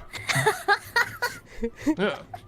Nothing wrong with, going, toward the motion as long as you make it. Yeah, no, Oh, yeah. Yeah. Okay, cool. Okay. Ryder just There, Morgan, usually makes there, it, so there. he doesn't really think about failure. Yeah, no, that's fair. Oh, good, Morgan. There's no blood out here, right? Oh, there's so much blood. There's so much. Well, never mind. Yeah, so, you drop I'm assuming that the guy's still hanging on your shoulder, though, by the way. Yes. Alright. Thank you? He's just gonna, He's just plops him down. dangling. And you're okay. He goes, thank you? I thought I was gonna die for a moment there. My life flashed before my eyes. That was, I'm ready to sit down. And he just sinks to the floor. And, you can see him, just shaking. He's like, thank you. You were going to die, but you did not. Yeah. Yeah, I'm glad. Internally, my mind is thinking like Ryder said. It's like, you were gonna die. Astaroth was totally gonna kill you. I thought I was gonna die. You would not be wrong. Yeah, no, that is very true in that situation. Okay. Yeah. And so he's just I need a drink. I need a lot of drink. He's just staring into his face and just contemplating his life that just flashed before his eyes. Back on the other side, both the captain and Dar was just staring over, and he's Dar's oh, that would have been bad. And the captain's yeah. We finally got him to say something. Let's go. Sorry. You were saying, Kai? Yes, it would have, but it didn't. And Kelric's just looking at you, Estragon, and he's just she's just pausing. Hello, Charlie, thank you for the raid. Hello, Raiders, welcome. Hi, Shirley. Welcome in, Raiders. Hello, Raiders. Welcome. Okay. Sorry, we're playing D&D, in case you guys are wondering. Astroth, who is Yui, by the way, nearly killed someone, and, pending, Morgan and Kai, Ryder, is, managed to save him. Luckily. He was about to drop 30 feet on his head. And, like, crack like a him. crack, his head would have I cracked like a almost- watermelon, yes. While she was, sorry, not to derail us even more, but while she was like explaining her plan, what was going through your head? Mine? Sweet. Yeah. Oh. Well, I double checked if she was just gonna cut the rope, to which she said yes, and I'm like, oh, yeah, okay. We are. Regret spending all that time writing this NPC that's about to die. Yeah. Nothing like a little blood running in your head. Yes. Right. Yeah. Flit was gonna die, and I was like, oh, I'm gonna need to make someone else to help with the party. So, a little excitement is always good, right? Yeah. A little excitement is always good. Yes. Yeah, Kelric just looks at Estragon, who's just like casually asking, so what's that ship for? While like all this drama is happening on the other side, and he just goes, the helper here is you sure you're not gonna help? Well, they can take care of it. See, look, Ryder is a very capable fellow. Yeah. Oh, he just shakes himself over his. Oh God. Yeah. Thank goodness. I wouldn't want to clean that deck after this if anything had happened. The Hullbreaker is a smuggling ship.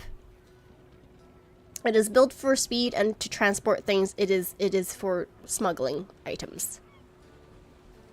Estragon's eyebrows will raise, and he'll look at the ship that he's on and back over to the smaller ship. I thought this ship was the Hullbreaker. No, it's the other one. Ah, This ship. What is- Sorry. What? no, go ahead. You were gonna ask what the ship is called? Yeah. This ship is called the Thundering Wake. Thundering Wake. Mm-hmm. Ah. Interesting. So the item came on that ship then? Yes. Ah. It came from the Galdian plains. It was, and then Dar's like, oh, I know this. I was the one who transported it. And he just like waves his hand. He goes, yeah, that we brought that from the Galdian plains. It was scavenged from an ancient site, by some Tome Raiders, and well, they couldn't sell it. It would have potentially just ended up at like one of the research vaults, and they wanted to get some money from it, so they handed it to us to sell. Yeah, it was one of the part of the goods that came that was found at the at the ruins. Other parts, other things that were found in the ruin is also came with the shipment. Those arrived perfectly fine. It's just this particular box that went missing, or cube that went missing. Oh, was there anything else in the box that the item was missing in? So that item wasn't. So that item, I think, because it was so small, they put it in with a larger crate of other things. But there's nothing. It was just this particular cube that was missing. Nope, everything else So arrived those are- perfectly fine. It was just this. Am I back by now? You would. Like, have I walked back? Yes, you would all be back by now.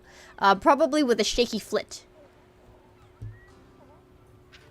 Just like he's just like he's just probably like walking behind. He's back on his feet. He's walking behind Ryder, like sticking very close to Ryder, because he's the guy that saved him. He's like, and like just following behind the group to arrive at the big ship. Morgan says, "Is it not unusual that only one item from a box got stolen?"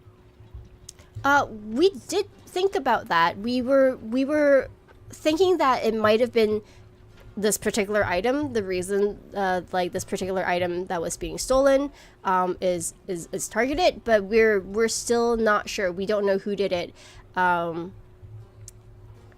Actually, could you give me an insight? Could you give me a perception? Okay. My rolls have not been good so far, but that might change here. Is that for all of us? or just Sure, them? all of you can do that. Yeah, I only got a 9, so please feel free. Okay. Insight, right? Yeah. I need to refresh the dice. Oh. It's not loading for me. Lee. Oh yeah, maybe. Ayo. if I Ayo? refresh, it'll load. Mimsy and Rebirth both got 18, 20. 15. Oh. Yui got 20 as well. Ooh, very nice. Can anyone still hear me? Yes, we can hear you I now. can hear you, yeah. Yeah, my whole computer just went black screen. Oh no. Oh dear. Oh. Holy shit. Uh-oh. It just crashed earlier too, so I can't actually see the dice thing, and I'm like, Do you want someone to roll for you? I should be a +1. Could someone roll the dice for me while I try to? I might have to restart the PC again because it's like completely unresponsive. Oh no. I just rolled on Kai's behalf. Kai rolled an 18. Very nice.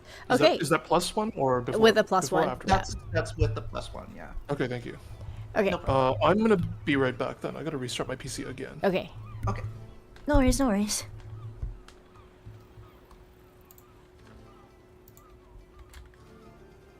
Okay.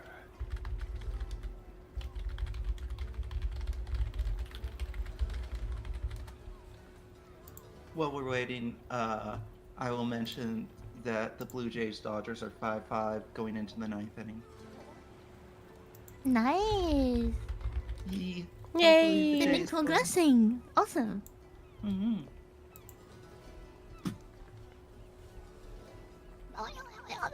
The music is not helping the mood. It's rather slow. Sorry, I'm gonna see if we can find something else. I'm not sure, but I can barely hear the music. Maybe it's on my end. It's because I don't have it very high. Oh, okay, never mind. Yeah, don't. It might be too distracting if it's too high. Yeah. Sorry, 1 second. Let me.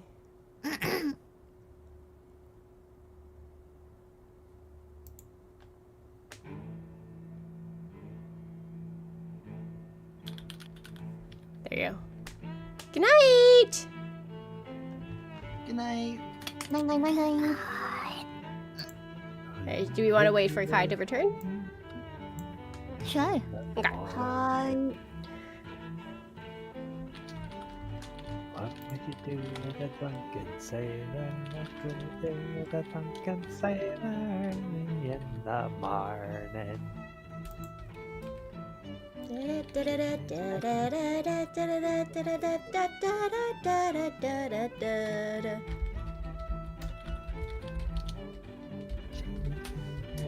He'll be singing along but till he's sober early in the morning.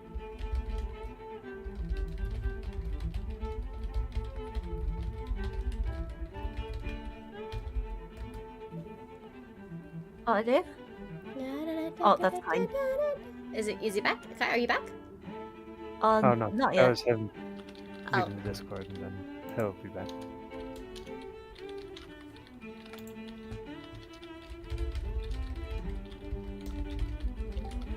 We're back, hi! Welcome back. How's the computer? Hopefully it's working. I'd rather it not crash a third time tonight. Yee. Hopefully so. So what did I miss with the resolution of that? No, so Oh, well, we we don't- were waiting for you, but with your roles, basically when you were talking about the missing item, like the small box of the small cube that was missing, you actually see Flit flinch as if guilty of something. Ryder's gonna grab him by the collar again and lift him up his feet. Help! And he's like struggling. He's like flinging his arms, like, "Hey, why'd you do that for?" Speak what you know. And I don't know what you're talking about.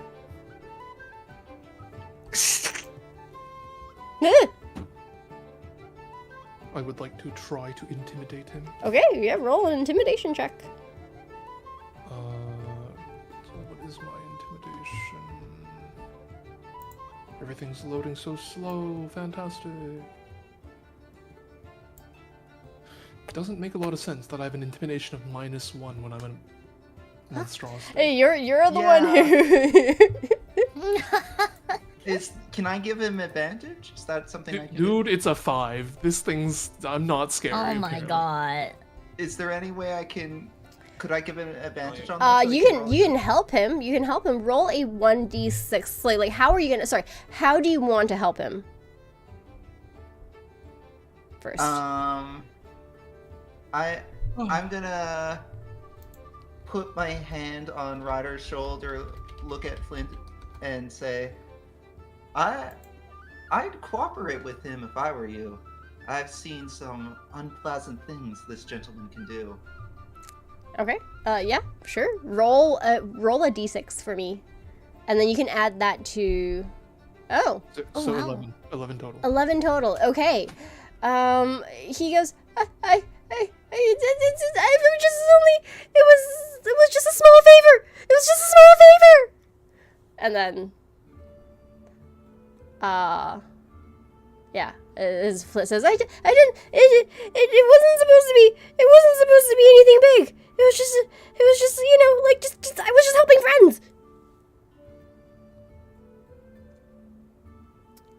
Plucking your life from the jaws of death warrants a small favor of my own, wouldn't you say? I don't. Look, it was just something small. We thought it wasn't gonna be anything interesting, but it was just a little bit of extra money for the kids, and you know, things go missing all the time in like for auctions and like the shipments and stuff like that. We thought it wasn't gonna be anything important. It was just, you know, I didn't think it would become this big. Estragon will. Sorry. Go for it, Ryder first. Give us the names. Okay. Give us the names.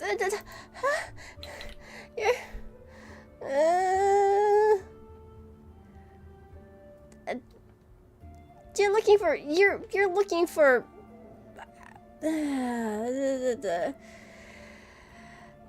Sorry, what did I have?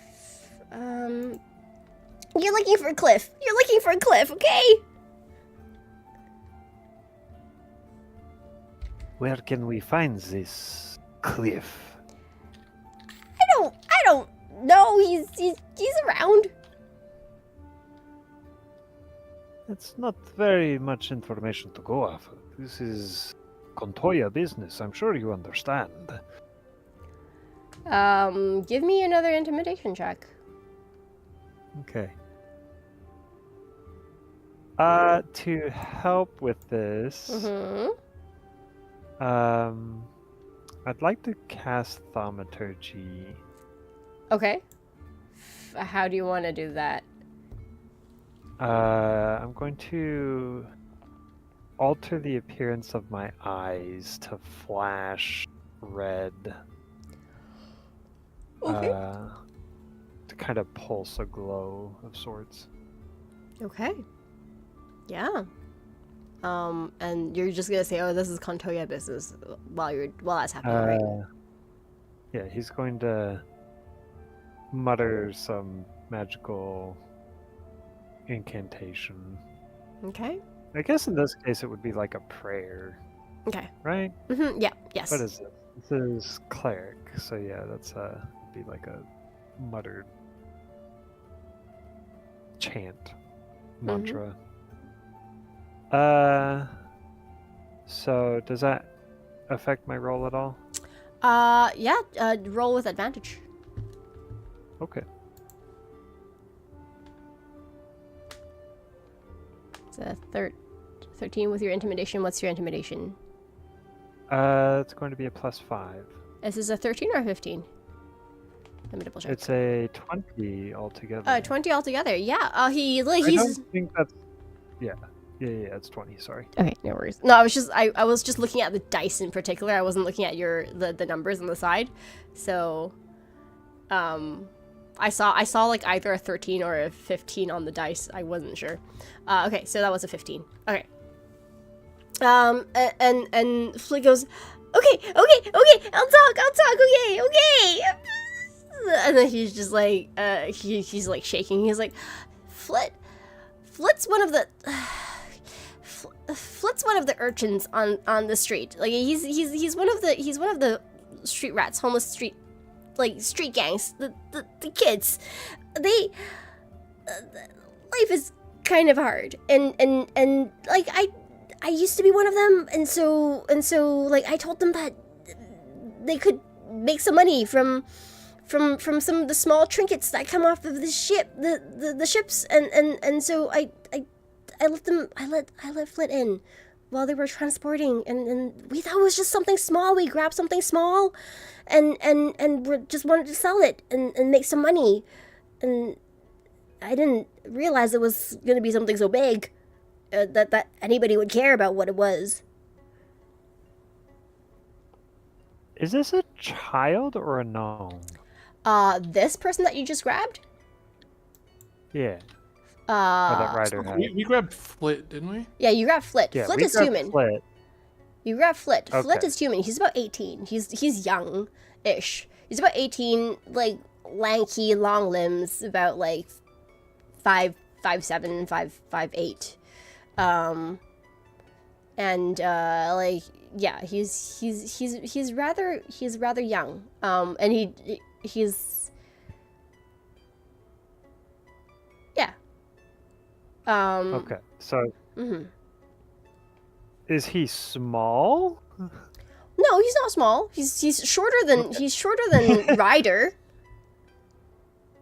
Okay. But he's like what 5'5". Well, he's skinny. He's like very skinny.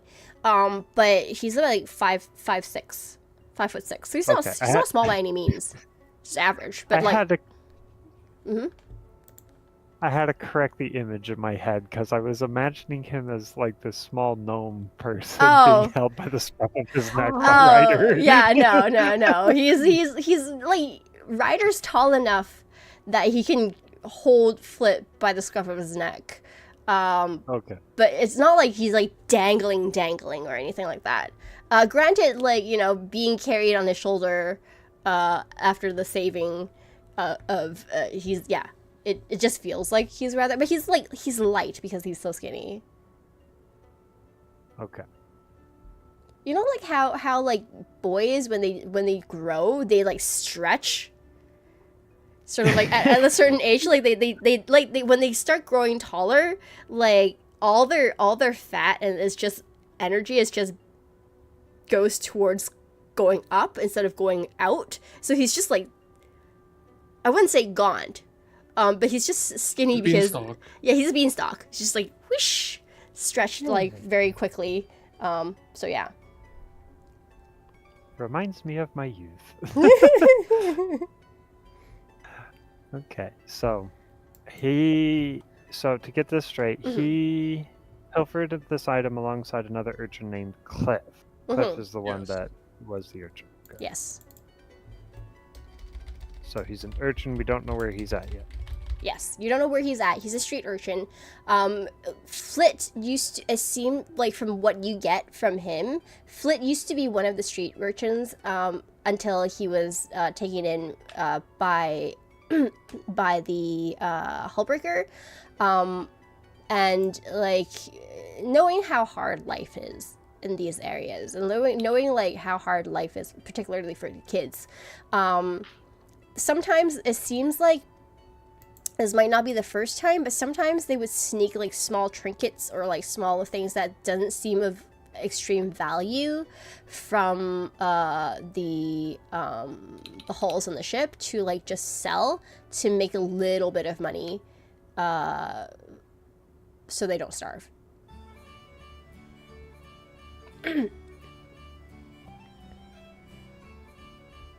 Okay. Whereabouts do these urchins hang out then, if you don't know where Cliff himself is? We live like, so they have various places. You'll find them on the streets pickpocketing most of the days, during during the day cycles, not day cycles, during the waking cycles. Jesus. During the waking cycle, but they would sleep wherever, like taverns that have a little corner for them to like to curl up at after cleaning. Sometimes in behind houses and anywhere that can shelter someone. They don't. There's no gathering place for street urchins. Like this is, and you like from actually Delrith. No, not Delrith. You guys have not been here long enough. Okay. All right. In that case, Dar. I'm sorry. Yeah. Estragon's gonna put, as he's talking, Estragon's gonna put a firm hand on this boy's shoulder Mm-hmm. and smile with just his teeth and not his eyes, and just peer into this boy's soul and just say, "Why don't you show us? It'll be a good time. Give us a tour around the city. Show us where we can find your friend Cliff. I'm sure he will be more than happy to see you again, no?"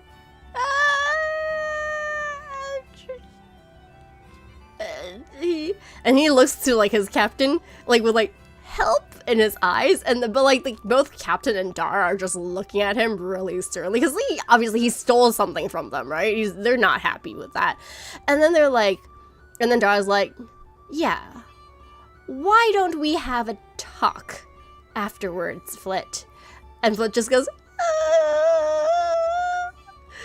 and he just like drops and he goes, "Fine, but not today. Could we like I promise I won't run. I promise I won't run.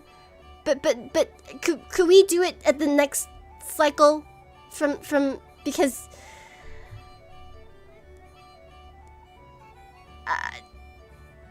So that we can give your friend enough time to escape? no. It's just that we're I promise I won't lie. I promise I won't warn him. But I have to find him first. It's some I gotta ask around because he doesn't. We have a way of contacting each other. I don't see him often, unless I leave a message with one of our contacts, and then they pass it on, and then we meet at a set place. I can't find him right now. I swear I won't let him run away. I'm not gonna warn him or anything. I can't find him even if I wanted to right now. Can I do a check to see if I believe what he's saying to be true? Yeah, roll an insight check. Okay.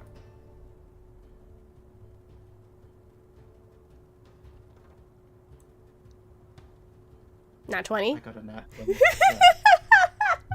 Oh, damn. From what you can tell, he is so afraid of Estragon and Ryder. He's not lying. He honestly doesn't know where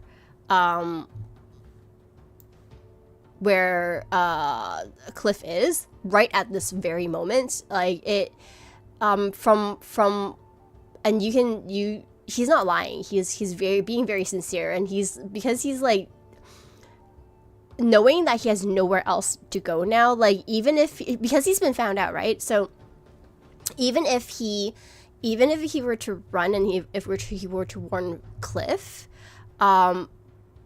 basically they would have nowhere to go. And so, like, in his understanding, the best way, and you guys seem like, though you guys are threatening him, you haven't killed him yet. So in his calculations, you guys are probably the best chances he and Cliff has of getting out of this relatively alive. So Morgan's gonna walk up to stand beside Estragon and say, the next cycle would be acceptable, but if you cannot find Cliff, or worse yet, if you attempt to run away, Morgan looks at Astroth and then back at Flint. It's like, we will have her deal with the situation. And I think you remember how she deals with situations.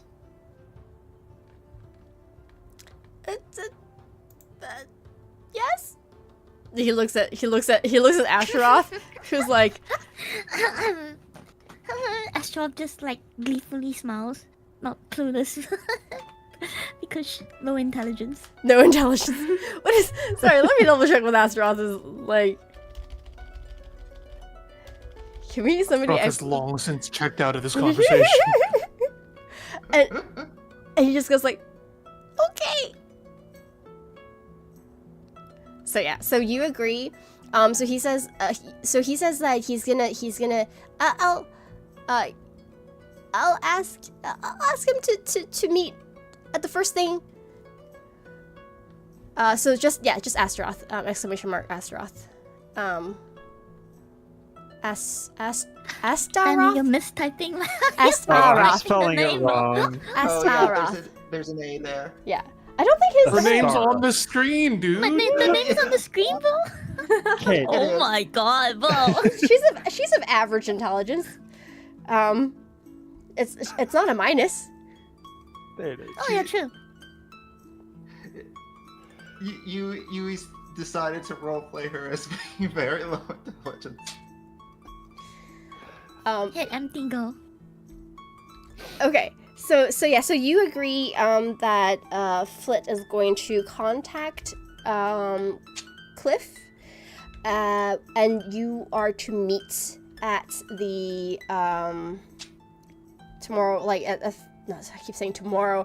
The first thing of this waking of the cycle, you are going to meet at the stall next to the next to one of the taverns by the docks called the Drowning Sailor. You can't just say tomorrow. Like, It's true. as players, we understand what you mean. Yes. Mm-hmm. Just in my brain. So yeah, tomorrow. So yeah, the Drowning Sailor. Next to one of the stalls. By the Drowning Sailors. It is a food stall. Yeah, a bread stall. That sells like fresh bread. But you guys, Flit has said that he will ask Cliff to meet him there. 8 pounds of bread 8 pounds of bread. 8 pounds with of lamb and bread. peas. Excellent. Yeah. Very good. We shall meet you tomorrow then. May the lady smile upon you, because the Kantoyas will not. You've if we give it back to you, could you tell them or not tell them? Could you? I don't know. I just don't want to die. Our only interest is in the queue. We have no interest in punishing you for what you did. Yeah, but the Kantoyas is gonna know what I did. Pardon? No more thievery. Right. No. I'll be sure. No more thievery. Sorry, you'll I'll be be sure. sure to make sure they don't know. As long as you promise not to repeat that action again. I promise I won't do it again. And then, but like you promising them they won't know, and like he just turns to his captain and the dockmaster and the vice captain, and he's like, I won't do it again. And then they sorry, yeah. Estragon will put his other hand on the shoulder, kind of almost in a stranglehold at this point, and just kind of cock his head to one side. If you manage to get it back to us, it might help prove yourself to the Kantoyas that your deft hands are a value to them. Good thieves are hard to come by. Usually they don't get caught. Ryder's gonna click disapprovingly. No thievery. No. Yes, no thievery. And he'll pat the boy on the cheek. Off. Okay. He darts off, like he just ducks under you, and he just rushes out.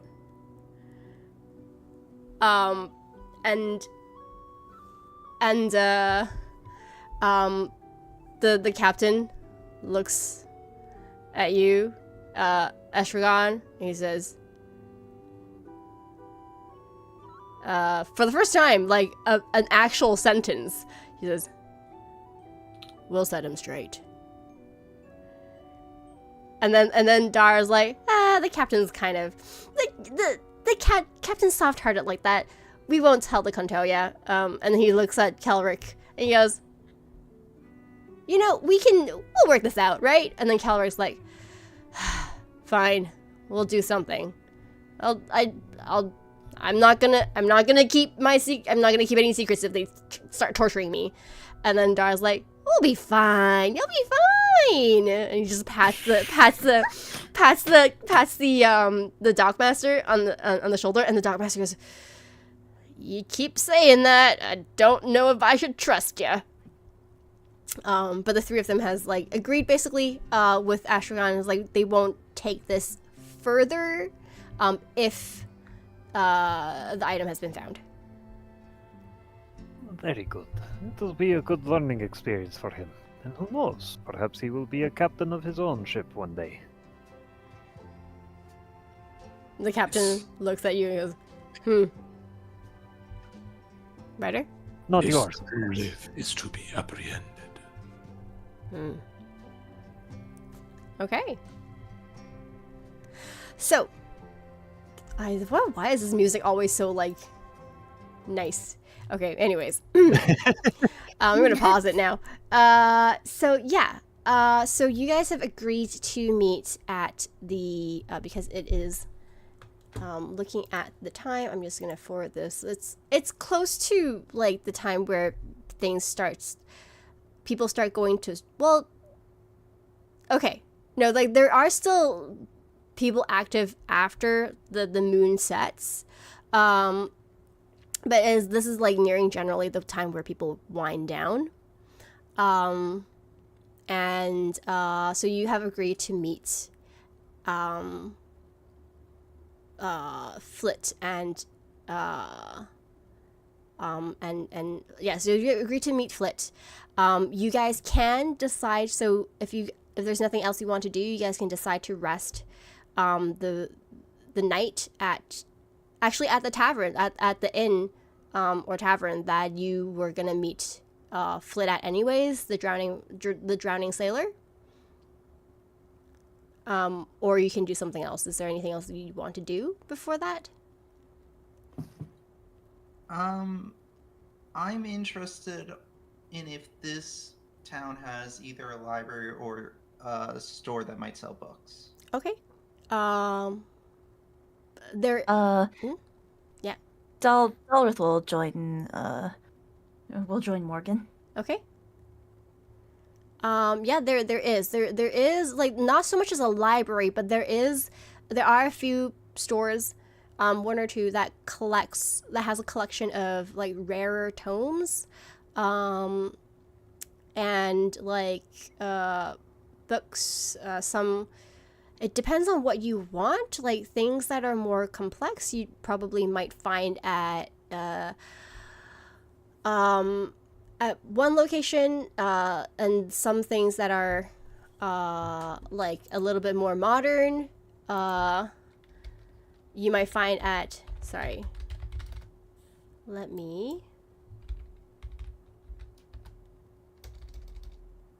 so you might find more like of like technical or like more magical tomes at the Silver Scribe.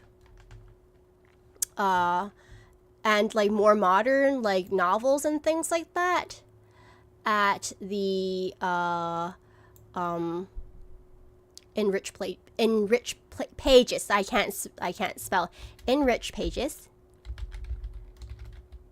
You said magical and what other kind of tomes? So magical and more like textbooky things at the Silver Scribe. Okay. I will go to the Silver Scribe. Okay. We're gonna head to the Silver Scribe. Delrith, what are you gonna do? By any chance, does the bookstore have a specific book On borrowed knowledge? On what? Oh, a book related to borrowed knowledge. Borrowed knowledge. Borrowed knowledge. Borrowed knowledge. Is that like your skill? Okay. Okay. A skill that Dalrith has but needs a book? Okay. So if I remember correctly, borrowed knowledge basically is a tome, any tome that is 25 gold or more. And it's kind of like a magical I would call it like a magical encyclopedia. So whatever is inside the book when you buy it doesn't matter so much as like when you use magic and when you like cast, I guess, borrowed knowledge over it, it would just turn into like the magical encyclopedia, if I'm correct. Let me check though. It's more like it's the book part is kind of like flavor text. You don't need a specific book for there's no specific book called borrowed knowledge, but it's more like if there's something you're not great at, you don't have proficiency in. Like let's say your character's not good at acrobatics, then you just kind of your character is able to pick up a book like on acrobatics the Monk's Guide to Yoga or whatever, and then like you from the book you can get yourself proficiency for an hour. Oh, okay. So you kind of just need to flavor a book after what you're looking for, but you don't have to go shop for a specific book at the moment. Okay, I get it now. Unless you really want to go down that route and like, I don't know, carry a knapsack full of books or everything you're not proficient in. Kind of curious what kind of books that library has or bookstore has. Okay, yeah, you can go follow along. The rest of you? Ryder is going to roam the slums. Okay. He's going to be on the lookout, looking for... Do we know what Cliff looks like? No. I don't think so. I don't think they've... Flit has told you what Cliff looks like. And Flit's already run off. So Flit's already run off. Ryder's gonna go look for any anything that looks like a fence for a black market. Okay. Like any person that they see doing like shady dealing. Someone like it's kind of like what do you call them?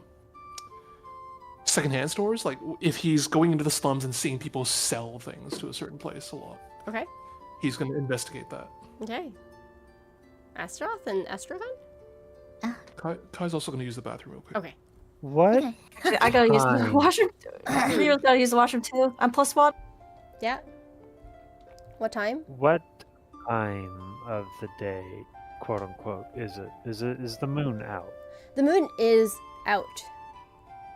Okay, but it's about to set. Is It's that about correct? to set, yes. Are there any temples here in town? Is there any organized religion? There would be. Despite it being a lawless zone, because religion is so ingrained in people, and the gods are still there and felt very much.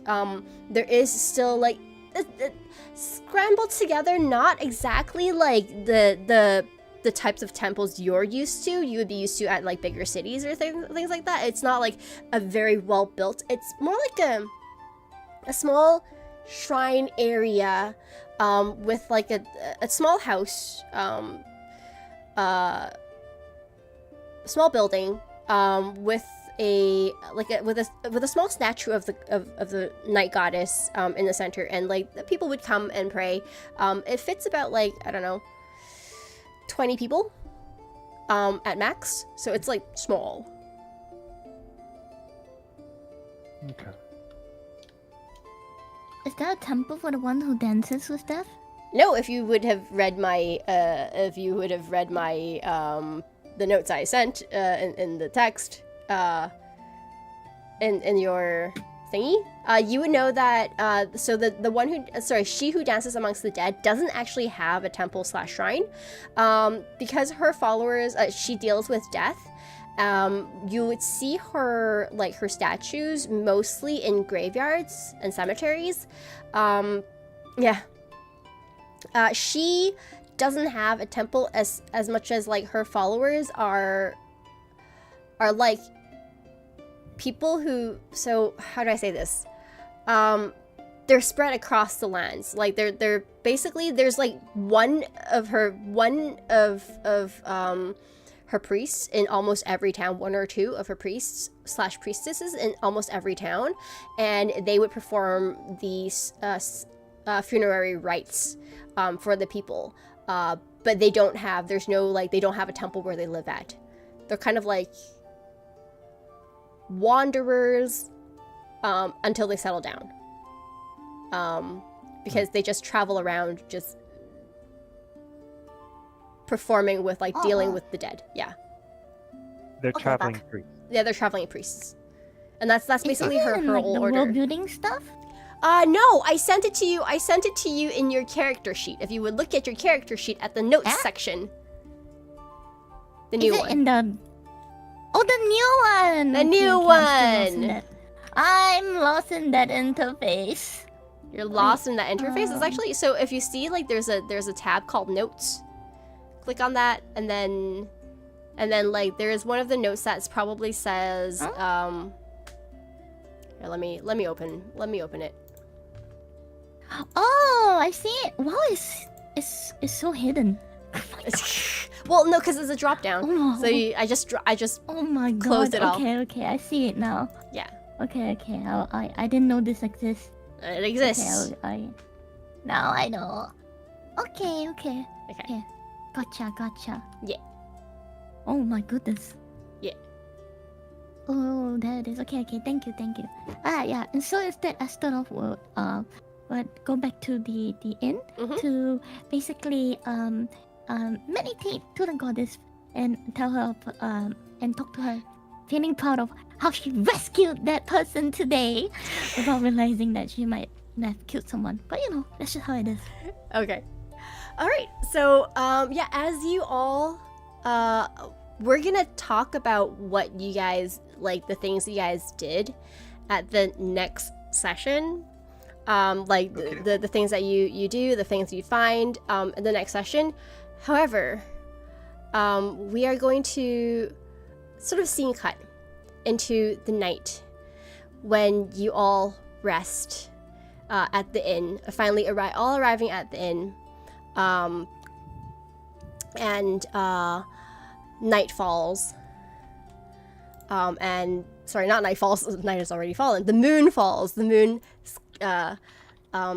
sinks into the horizon, and you are all about to sleep. And as sorry, what? Ryder doesn't sleep. Oh, Ryder doesn't sleep. you Technically, Morgan doesn't either. you meditate, right? The both of you. Yeah, I have like. No, a I trance just state. I don't do according to Thrycreen, let me pull up the exact wording of it. Features and traits.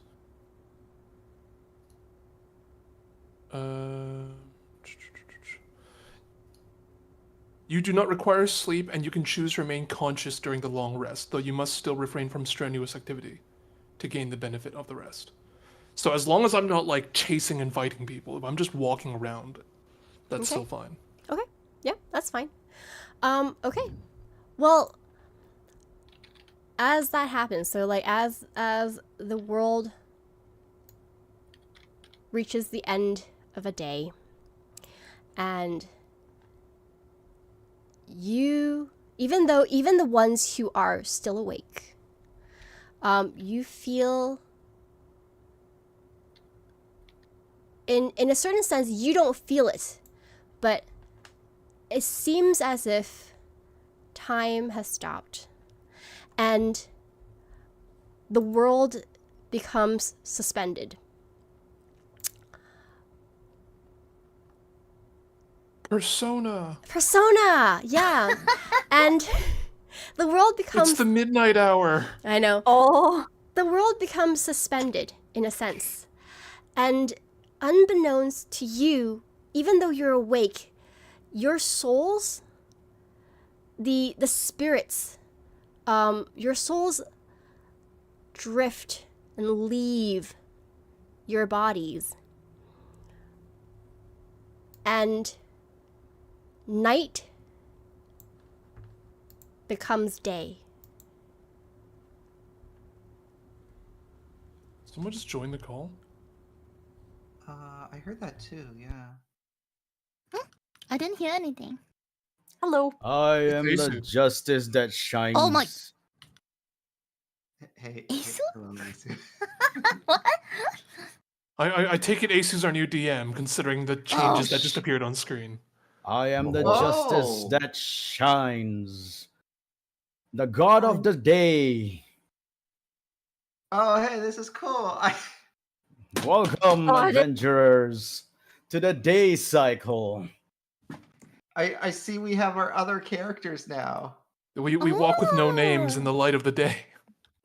Yeah, no, the day names come later, I guess.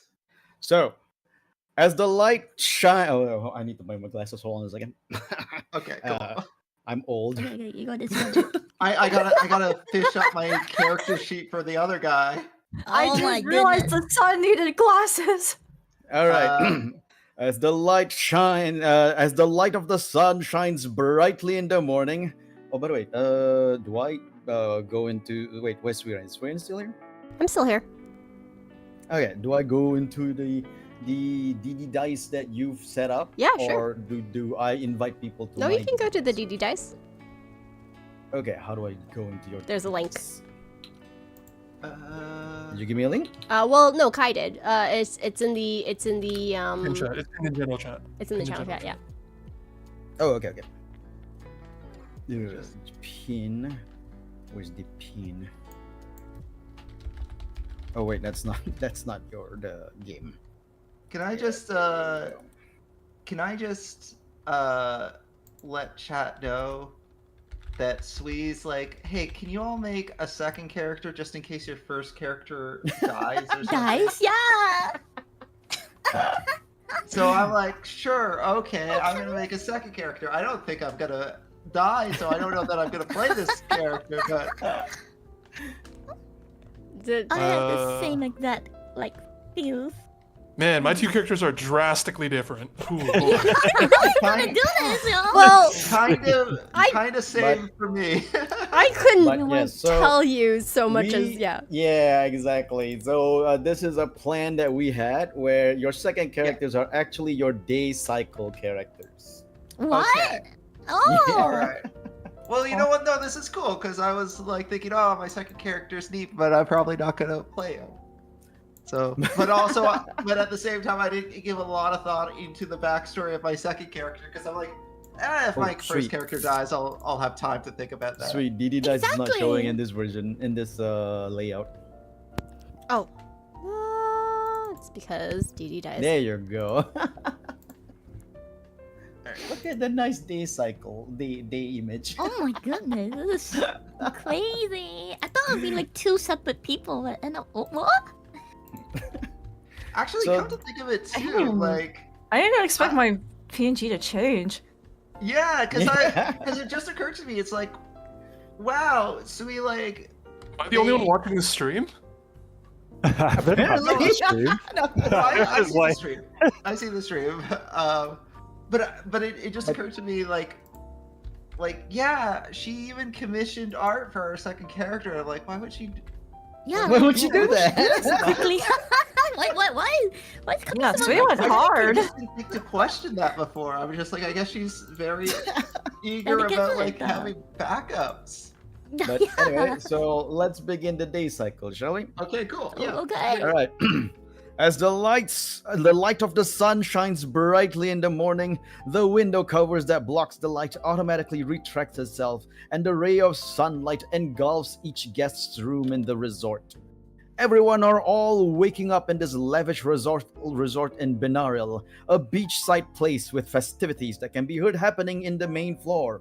The day before, the adventurers, you all, have all arrived at Benaril for the festivities and fun times, as around this time, there is always a big celebration for the Raja King Kingdom. And most people who can will come to Benaril for the event. It is a celebration of Raja King's win against Yenavan, that some Yenavans came over, that resulted in the death of their kings and split of their kingdom 24 years ago. The war between the two big kingdoms have since staled, occurring in little cold wars instead of a full-on battle of armies. Even some Yenavans come over for the celebration to put bygones be bygones. A lot of celebration and merriment are occurring, and everyone steps out of their rooms due to the sounds, and they all met each other in the main foyer of the resort. A tall, lanky, dapper-looking man stands on the mid-landing of the main stairs in the middle of the main hall of the resort lobby and addresses everyone. Good morning! I am Starnos, your concierge, and I welcome everyone to Benaril for the festivities that will start today. The justice that shines in the light is wonderfully blessing us with good weather today for our day of merriment, and I hope everyone is ready to have some fun. Starnos then walks down the stairs and greeted the people who are walking up to him. So everyone, please introduce yourself to Starnos. Sounds like a cult. Oh my goodness. Not prepared. Yeah, God, okay. Hello, I am Darvel Dragon Dream. I come from the grassy plains, and I am a dwarf. Welcome, Darbol. I hope you have a good day today. It is always a good day. And then I approached the lizard-looking man, the lizard man. He winks one of his eyeballs and kind of looks around. I am Keiju Salama. I am hungry. And Starnos goes up to Keiju. Done? Welcome, Keiju. We have food all over the place. There is a banquet hall in the west, and also there are food out in the pool. You can go up to there and scarf yourself down. Oh, good. Then I walk up to the blonde woman with the staff. I assume two. staff. There's two blend. Oh, you're not. There's two. Oh, wait. I thought the other one's a man. Isn't there a man? Yeah, no, he's male. He's male. Oh, Yeah, he's male. male. Yeah, that's. Oh shit. So there's only one blonde woman. Okay. Oh no. Oh, all right then. She plants the end of her spear into the ground confidently with her hand on her hip and puffs out her little chest. I am Mavis Moonblossom, knight in training. Welcome, Mavis. Welcome. I believe that you are here for the celebration of the Raja King's win as a knight in training. Yep. Anywhere there's a festival, there's definitely going to be trouble. I'm glad you're here. Maybe you can help the security keep this festivity secure. Please Sir, yes, enjoy sir. yourself. Then he walks over. Then Starnos walks over to the white-haired human. Oh, human, right? Sorry. Oh, imagine being human. Oh, Oh yeah. Sorry, I'm choking. Give me a moment. Okay. This white-haired human promptly like raises her sword and shield in a pose and swings it down, proclaiming herself. My name is Sarakil, and I am a paladin of the sun. Then she something will glow behind her a bit, and showing that she's as mere as she proclaims proudly, I am here to spread the word of the god of light. And then she rests her case. Staros shakes Sarakil's hand and goes, "Welcome, Sarakil. As usual, we always welcome the priests and paladins of the justice that shines in the light. Thank you so much for all your services." And then he walks off over to the blonde elf. That's the tall blonde male elf. As he flips his long hair to the side, he stands ground and says, "Hello, my name is Illyrium. I am here to find the wonders of the world because I happen to be sick of my hometown, which is very isolated." I see. Welcome, Illyrium. I hope you are going to have some fun here today while you are away from your hometown. But hopefully, you won't feel so homesick that you lose the festivities. It is a huge pleasure to meet you, and I am here to have all the fun I can. And then Starnos walks back to the stairs, turns around and addresses everyone in the crowd. Well then, I hope you all have your fun today. Please, party away. And then he walks walks upstairs and enters a room that looks like his office. So now, what do you all want to do during the festivities? I know Keiju has already walked over to the banquet hall. Going so well. Derval, whose name I may pronounce in different ways at different times, forgive me for that. Mr. Dragon Dream is immediately going to go for the food and drink, and Okay. So without are you any- heading? So there's two places for food and Okay. drinks, which is the banquet hall where there are tables and all that, and also there's a what do you call that thing that the oh my god, my brain's not working. You know when food is laid out on the table, and Oh, you like a can buffet. A spat? buffet. Oh my god, that's the Yes. word. Yes, there's a buffet over at the pool outside. Derval seeks the buffet. Okay. Mavis's little stomach rumbles, and she also thinks the buffet needs some guarding. Okay. You get Duval and Mavis walks over to the buffet outside, and they see and sees a lot of like waiters and maids all serving the guests that are outside by the pool, and you see a lot of people like just milling about, swimming around. There's a lot of things going on. There are actually lawn bowling happening on one side, and darts on the no wait, darts not in the pool area. Sorry, there are people swimming, lawn bowling, and some what do you call that? Dance activities that is with a machine. Wait, what happened? Did I get disconnected?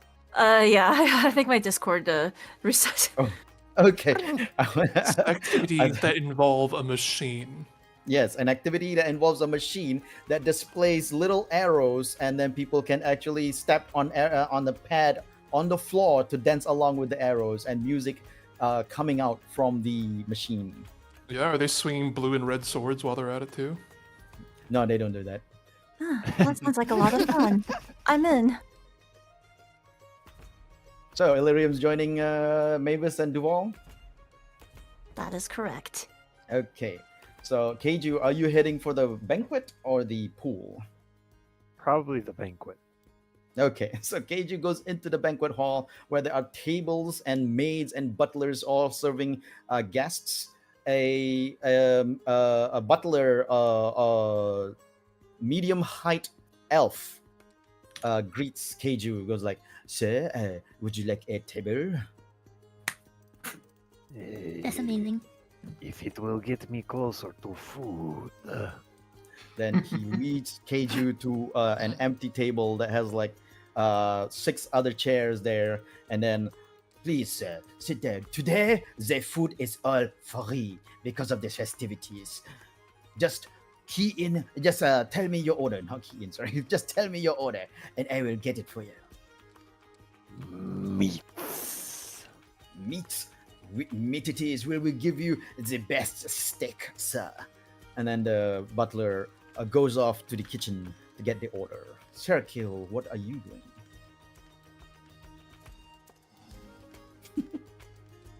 That's you. Serkiel?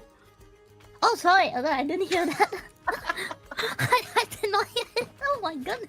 I'm still not used to this name. The new names and all. Yeah, I know, I named it. I know I'm used to it.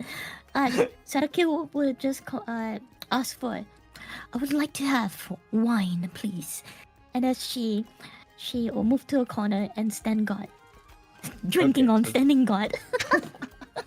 So Sarakil, the wine, what do you call that? The wine is available inside the banquet hall, not out at the what do you call that, at the pool, because the pool is full of like cola, juices, and ale.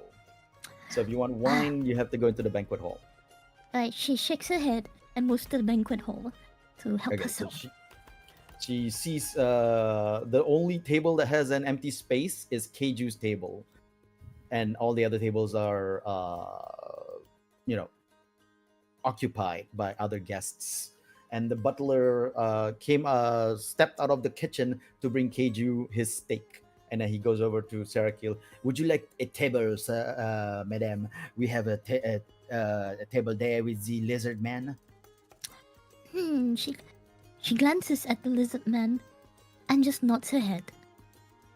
Okay, then the butler leads Sarah Kill over to the table and then sits her down. Now, She looks over at Keiju and sees the meat and is a little stunned with how raw it looks. Is it raw? what? What? No, is it? Well, is the meat cooked or is it like raw? How much meat Oh, do you no, order? no, raw. You mean raw? He ordered like a steak, a plate of steak, and Oh, it's just a plate. Oh, fully okay, cooked, fully okay. cooked. Yeah, Oh, fully cooked steak. surprisingly tame. Yeah, then she'll ask for a glass of wine as she sits. The butler then nods and then goes over to the kitchen to grab some more wine. So meanwhile, out in the pool, what is Mavis planning? Mavis is going to kind of just admire all the people that are in the pools in their rather daring swimwear as she's scooping up food from the buffet. Okay, so anything else happening between Duval and Illyrium? Oh, yes. GM, Mm-hmm. describe this buffet for me. Okay, the buffet is full of delicious delicacies from all over Raja King. We have a turkey that's already cut up because people have cut pieces of it, but it is basted with a nice honey glazed lemon, and then there is also a bunch of stew and bread, and also a lot of like sweets on the side that looks like colorful candies. Okay. Duval will grab the bread with one hand, dip it into the stew, like scoop up stew with the bread. With the other hand, he is going to grab some of the sweets, and as he, you know what, he's not even gonna like leave the buffet, he's just gonna start eating the bread and the stew, and when he runs out of bread, he's gonna grab like another loaf of bread and just scoop up more stew with that. I would like Duval to roll dexterity. Absolutely, I can do that for you. Let me figure out what his dexterity is. Hang on a sec. I got his. He's got a -1 in dexterity. Oh dear. Okay. Oh dear. All right. Let's see. You know what? Let's see what this is. It's a 5. So man. Duval pretty much made a whole bunch of mess on the floor. Okay. You know what? So food is like Duval- spilling down, and just like pattering onto the floor by his foot. But almost immediately, a maid came by and just like clean it up, scoop up the mess on the floor, and it's amazing how efficient the maid is. Duval continues what he's doing. He cares not for the mess. And then but you do notice that this maid that came over to clean up is not actually near you. There was actually 2 more maids near you, but they didn't come up to clean up. Huh. That is a little odd. I think Duval will kind of raise an eyebrow at that, and to one of the maids nearby that did not help, he is going to, with a full mouth, mind you, and then just eat more. The maid just sees you, shields herself from the spittle that comes out of your mouth, and all the soaked up bread stew that's like pitter pattering on her hands now because she's shielding herself. It's like, sir, that is very unkempt and rude. I never. She turns around and storms off. Duval is unbothered by that. He just shrugs and continues to eat. Oh my goodness. Illyrium, what do you want to do right now?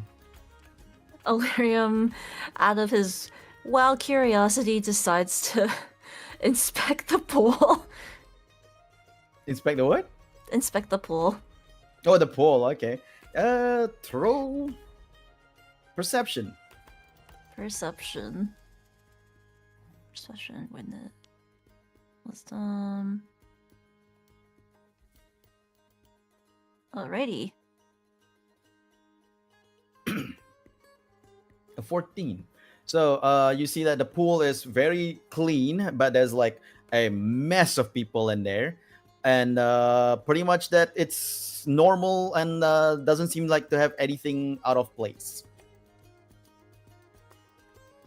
To you, sorry, I should mention that to you.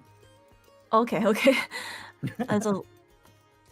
Although Illyrium doesn't really feel like taking off his clothes to swim, he decides to just take off his shoes and then just like roll up his pants just to like kind of just enjoy the coolness by taking a slight dip, but also sitting on the side. The edge of the pool. Okay, yeah. Yeah. So it's nice and cooling for you. And then over to back to Keiju and Sarakil. Sadakil, yeah. Yeah. What are you guys doing while in the banquet hall together, sitting together at the table? Sadakil will like introduce herself to Keiju and just randomly ask, like, make conversation. So Okay, she's like, then "Hi, go ahead, make your conversation. greetings, Keiju, yes? What are you here for? What brings you to this place? I heard there would be free food. And I like food. Especially the free kind. What is that drink? Understandable. So, like, what are you asking in? The what is that? What? What is He that points drink? at your glass. What is that This liquid? drink. I see. This drink is, I believe, is just simple wine. Then she takes a sip. Oh my. Not too shabby. She offers it to Keiju. Would you like to try some? He will kind of look at your glass and he'll grab hold of it. And he'll kind of let out a very long tongue down into the liquid to taste it. Sadaki looks a bit freaked out, but you know what? She offers it, so Tasty. I believe it goes well with the meat. May I have this? By all means. And then she goes and calls the waiter to get another glass for herself. So the waiter comes over and then, yes, madam, I will get you another glass for Yes, of wine." please, thank you. He goes to the back kitchen and then a couple of minutes later comes out with another glass of wine, but he also decides to bring the bottle in a cooling in a pail for you. Oh, the whole And bottle of wine? Oh, yep, on the house, Nice. ma'am. On the house, madam. Sadaki grins, nods. Why, thank you. Greatly appreciated. And then she takes the glass and she will happily sip on the wine while enjoying the ambience of the place while keeping a lookout. Okay, so I want you to roll a perception for me. No problem. My perception probably suck balls. Wait. Is that both of us? No, this is for Sarah. No, just yeah. Okay. It's a +2. Okay, that's not so bad. I can live with that. Okay, check it and out. that one. Okay.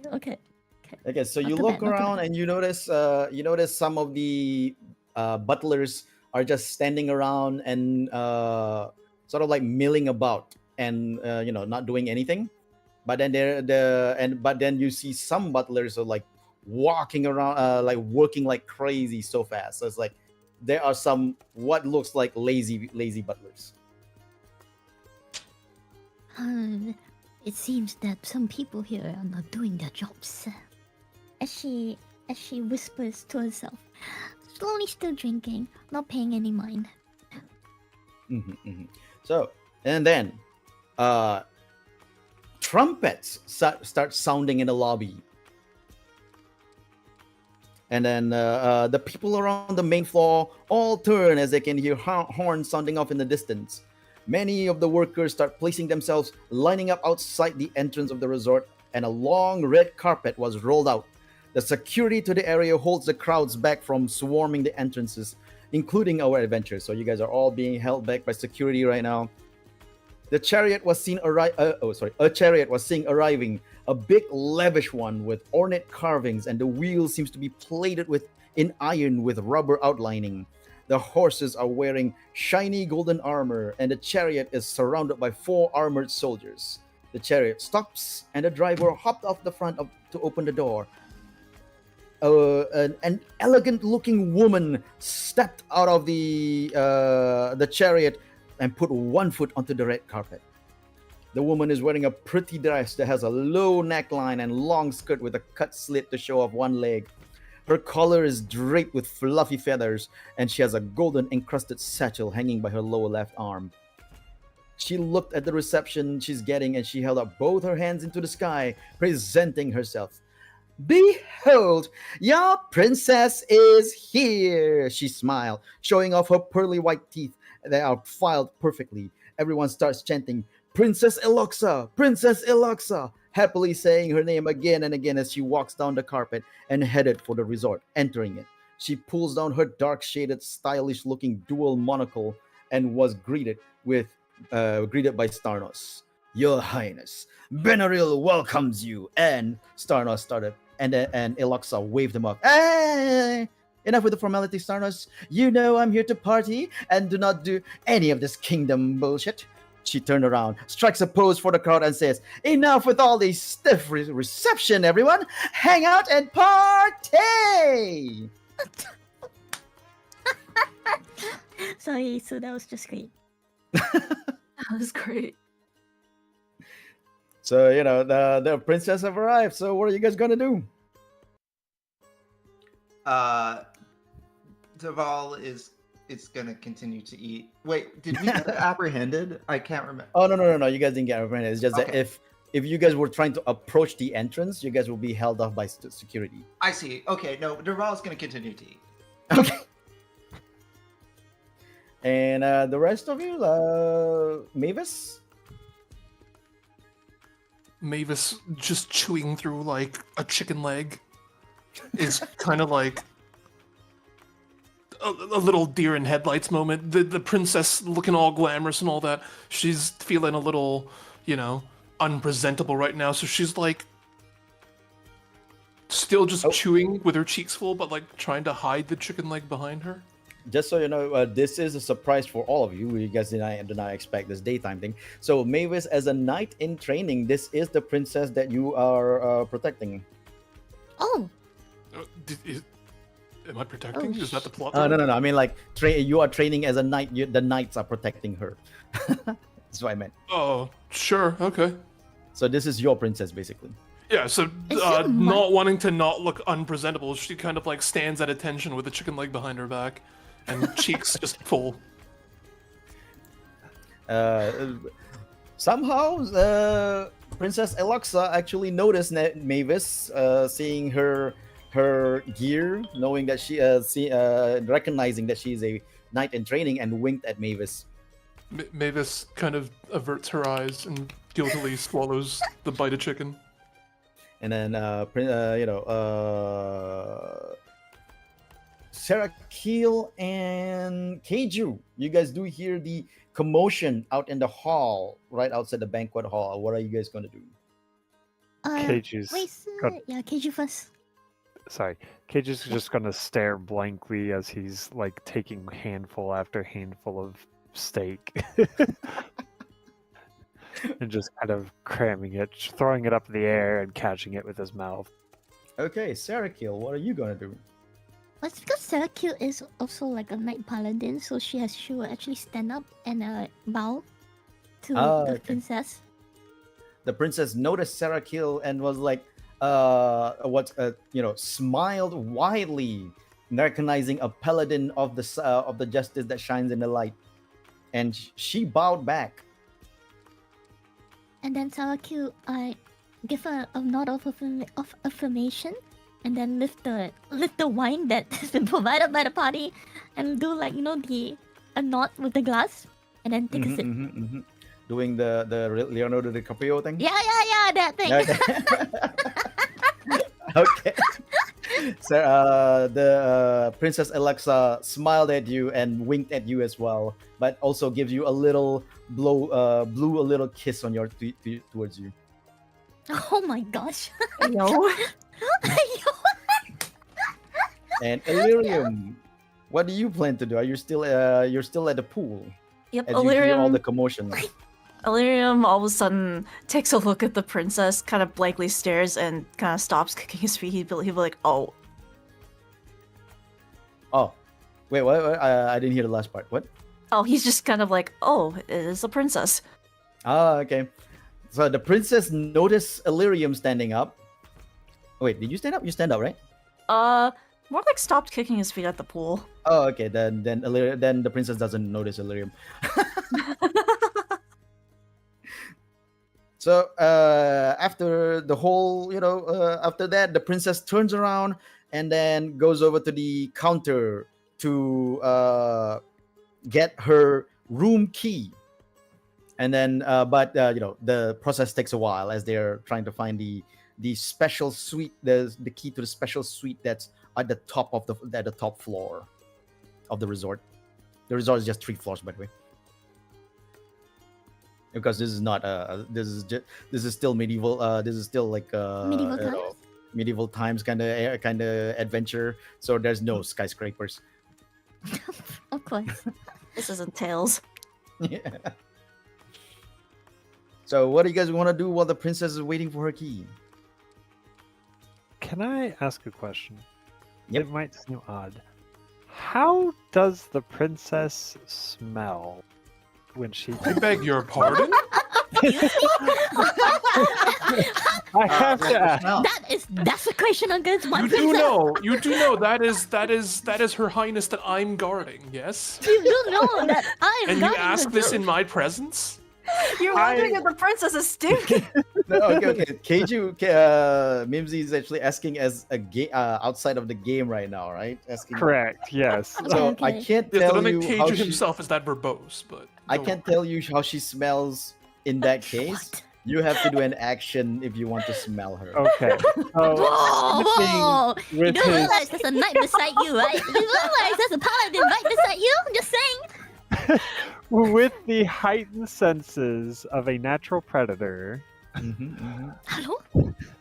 This is so bad. Carry on, sorry. Go on. I'm going to use my perception check that relies on smell or hearing. Okay. Smell in this case to get Alright. advantage on a perception check. Can I do that? Yes, you can. Okay. Sarah kill roll for investigation.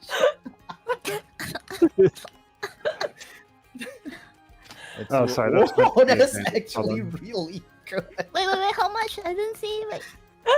Okay, Oh the my first, god, no, the Sorry. first roll Mimsy did was 22, and then the second roll is a net 20. So, oh my god.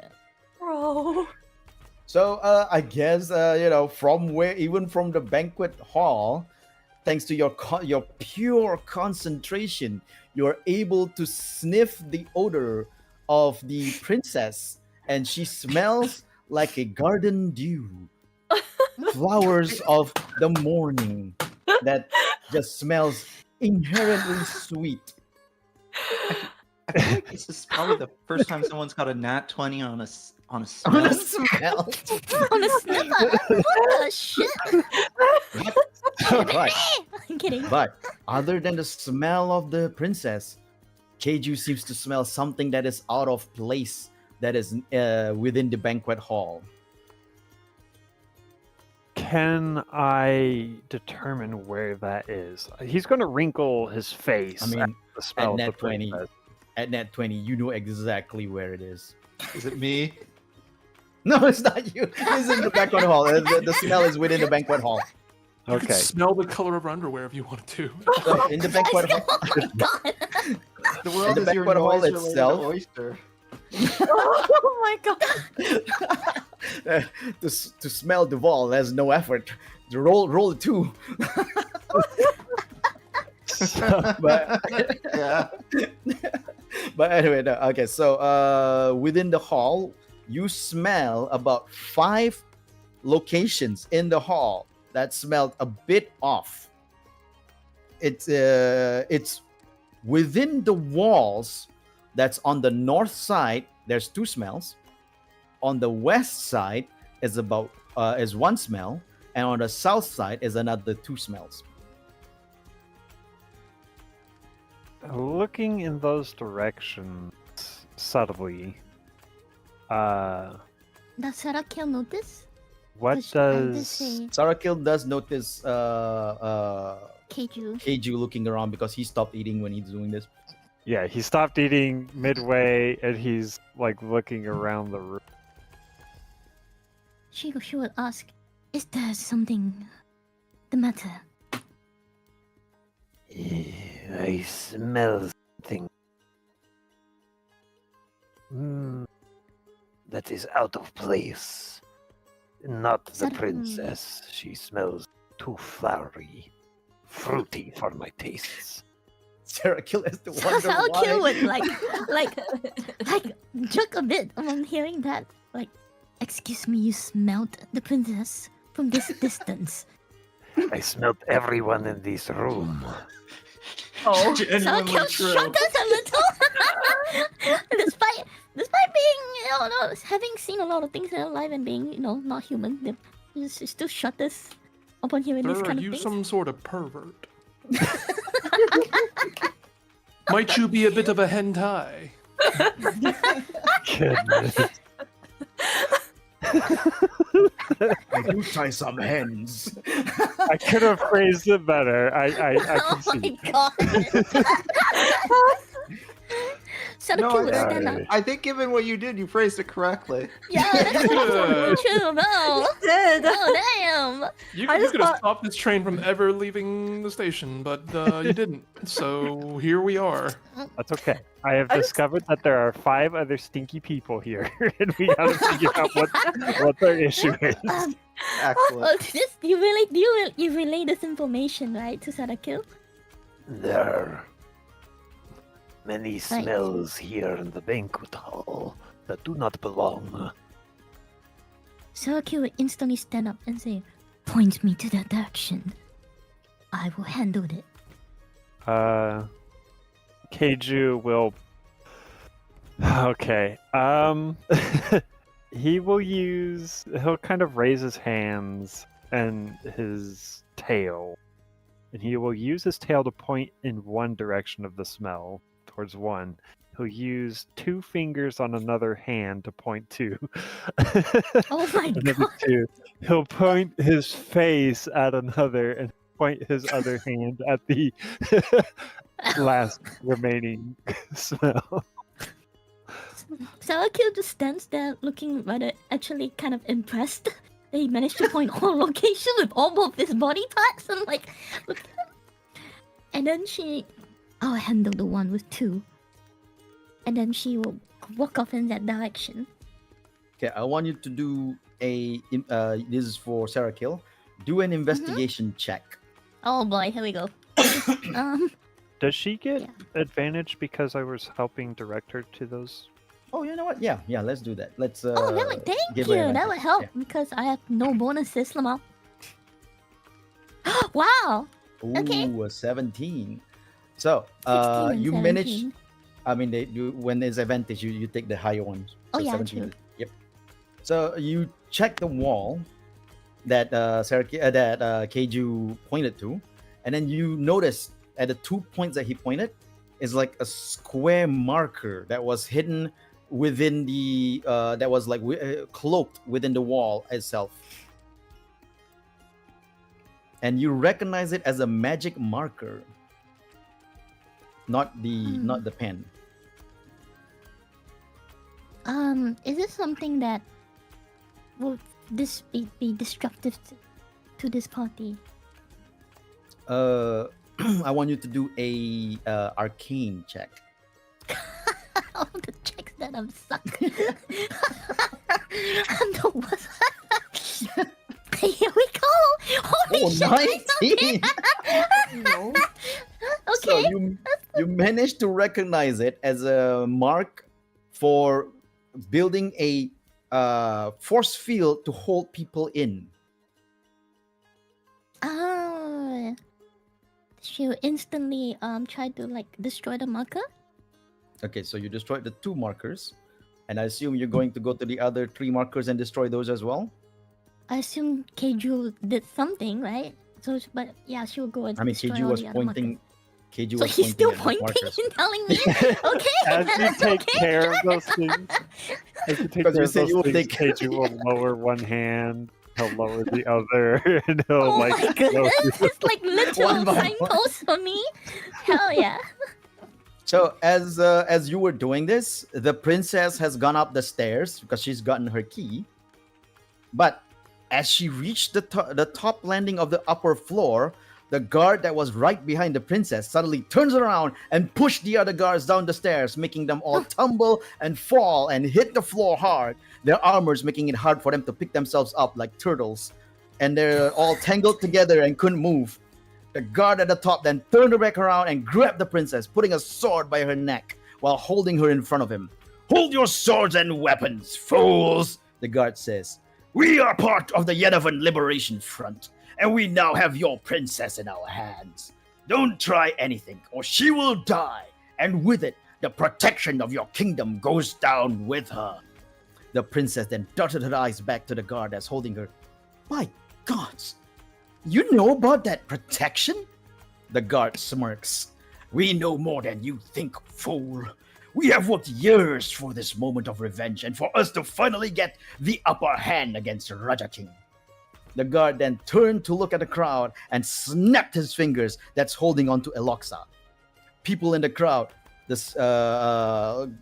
some of the butlers that you saw that's actually like was milling about lazily, and the maids as well, starts taking off their clothes and reveal that underneath they are wearing a black leather bodysuit with the letters YLF Wait, on no? it. Yo, shit. Some guests are taking off their clothes as well and revealing that they are also YLF agents. They take out their weapons and threaten the other crowd members, and people start screaming, "Stand down, everyone! On your knees and do not try anything!" I don't know if I'm allowed to be at this kind of party. Maybe this is 16, by the way. I mean, they have they have full bodysuits. It was like, and Fine. "These people with me all have enough training to know how to take you out before you can even try to twitch and fight us." He smirks, and the guard that's holding Eloxa smirks and looked out at the big open doors that leads up to the beach, and he sees some people trying to run away, and that's when the boats arrive. 3 boats, all carrying about 10 people in it, all wearing black bodysuits with YLF written on the front, and they all disembark, threatening the people who was trying to run to back up to the resort. After all the men comes into the resort, one of them took out a book and start chanting, and suddenly the marks that were hidden all around the resort, except for the 5 that was destroyed, glow, and a purple force field emanated and surrounded the resort, trapping everyone inside. Yeah, no, this is just a bit of a tonal shift from what we've been doing in the other town. Yeah. To be clear, Let's go. Cutting DM, Mm-hmm. in case in case it is relevant to any of this, as all of this is happening, Duval's still eating. Duval is continuing to eat. Like this But, chaos you could know- be happening around him. He's got the stew. He's got his bread. This is his time to eat. It The is mate not that stopping was- for this. The mate that was milling near you Yeah. knocks the back of your knee to make you kneel down onto the floor. Can I roll something to attempt to remain standing? Nope. No, this one took you by surprise. So you were Aw. because of that you are now kneeling on the floor as well. And so is another one of them, one of the many YLF Liberation Front, the Yanavan Liberation Front people approached each and every one of you to force you to kneel on the floor. Oh, it's a cutscene. Okay, we can't do Yeah. anything. So you guys can't do anything. So Boss, and then no. Wait, so And what then, happens if I'm in the pool? Do I just suddenly get kneeled down in the pool? no, they just pull you out of the pool so that so Your they head's pull you under out of the the pool. surface. Yeah, just put I it. thought Larry was gonna drown. No, so But, what happens with Illyrium is that one of the two of the guards pull you out of the pool to force you to kneel on the ground, and then another one, about three of them, approached Mavis to ask her to force her to kneel on the ground as well, with their weapons Yeah. drawn, pointing at her. But Salakir has her weapons and was ready for combat. So Yeah, but is she just lost down too? we are now going into the banquet right now. I see. And in the banquet, because the markers never glowed in the banquet thanks to the destruction of the markers done by Sarakil and Keiju, the forcefulness of the other areas does not affect the two of you. So about 5 YLF agents approach you guys. Now, this whole time though, the main YLF guy that's holding Eloxa does not see Sarakil and Keiju because they're on the landing of the upper floor, while Sarakil and Keiju is in the banquet hall.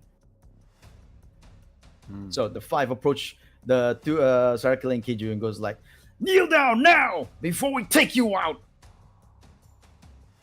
You fiend! Disrupting this holy party set by the princess! I will cut you where you stand. And to be continued. I think it's a good place for us to end the session here. Awesome! I and can go continue toilet! I mean, next week. That took a turn. Okay. Yeah. When I fell to my knees, by the way, did I still have the bread and Yes, stew in your my bread hand? is still in your hand. You just fell to your knees and you almost didn't care and you kept eating. Excellent. This is how I wish it to be. Heck yeah. And I feel like this is a good place to end the session because it's 1 a.m. for some of you. Yes. Well, thank you. This was a lot of fun. Yeah, I'm still here.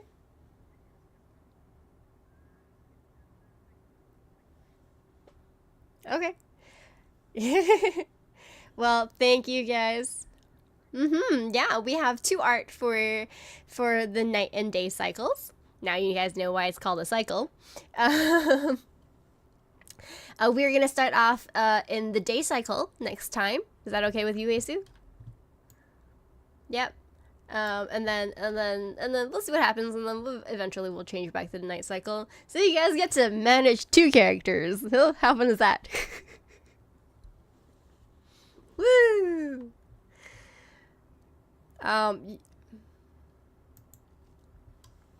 worry, I have notes as well. Yeah, and so does Nimsy. But yes.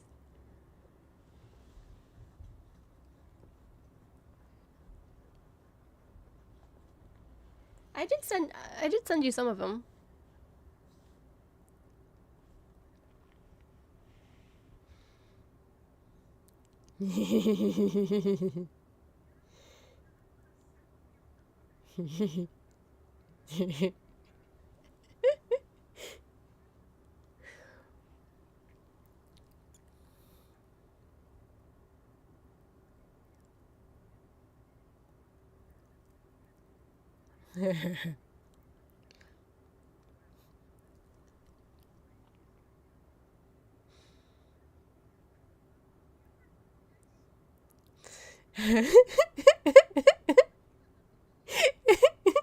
There was.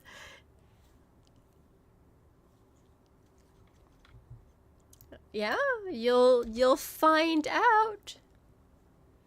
You'll find out.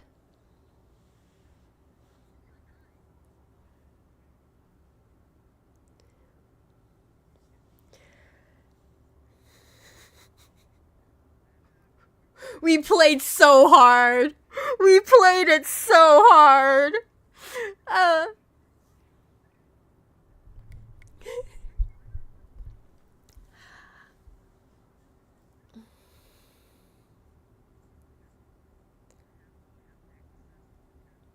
Mm-hmm.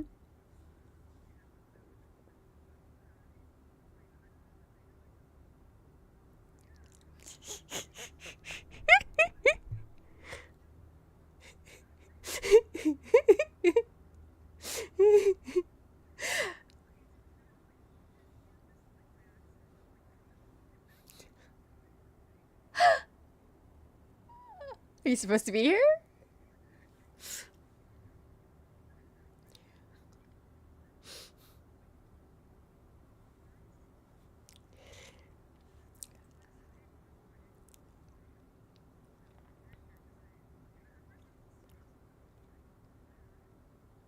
Yeah, that's how I sold it to everybody.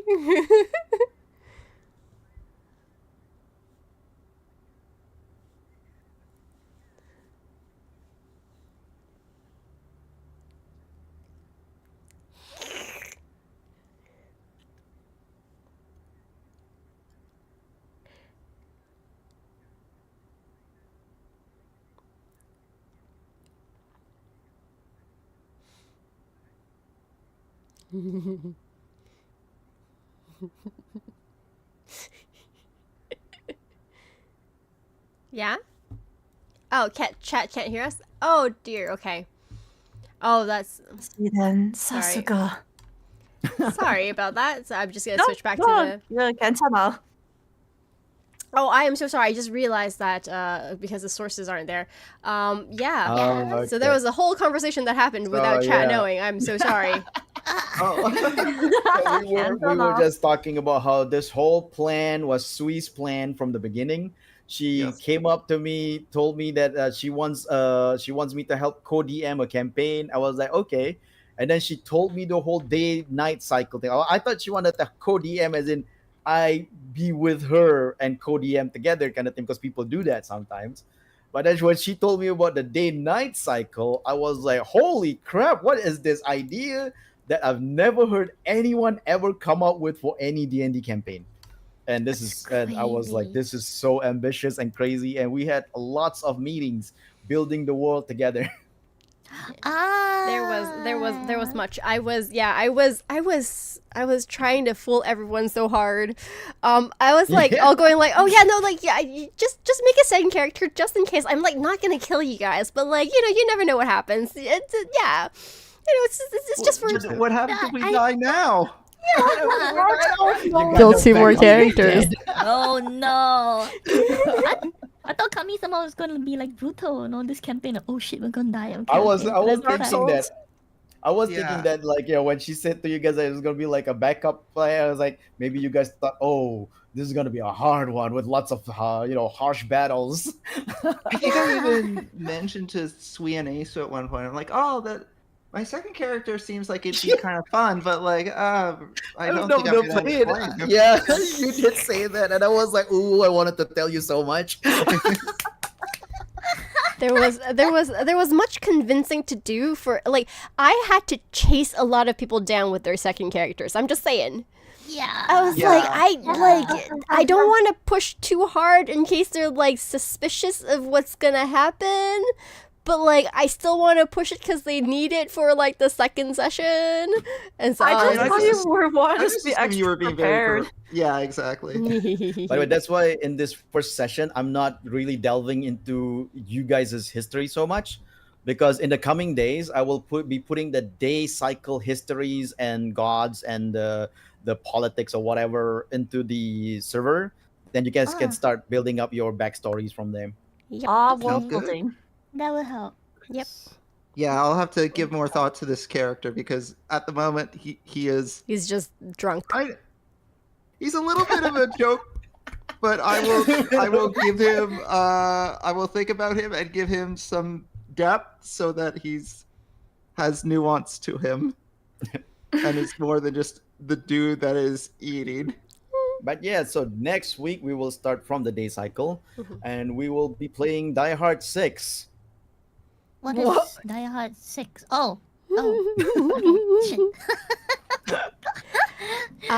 We are going Dark Souls Oh. mode in this. Okay. I still don't get it. Oh, the Die Hard movies, you know. It's a Die Hard movie oh. thing. Mission It's not like a Impossible. Christmas movie. They did You know- they had a hostage situation in a fancy Yeah, hotel hostage party. situation, Yeah. being like in an area. Yeah, that's right. Yep. I still So need to you guys watch know it. that you guys have seen that the YLF has like held the resort in a force field where people are stuck inside and being forced to do what the YLF are telling them to do. Okay, I need to ask. What is the acronym for YLF?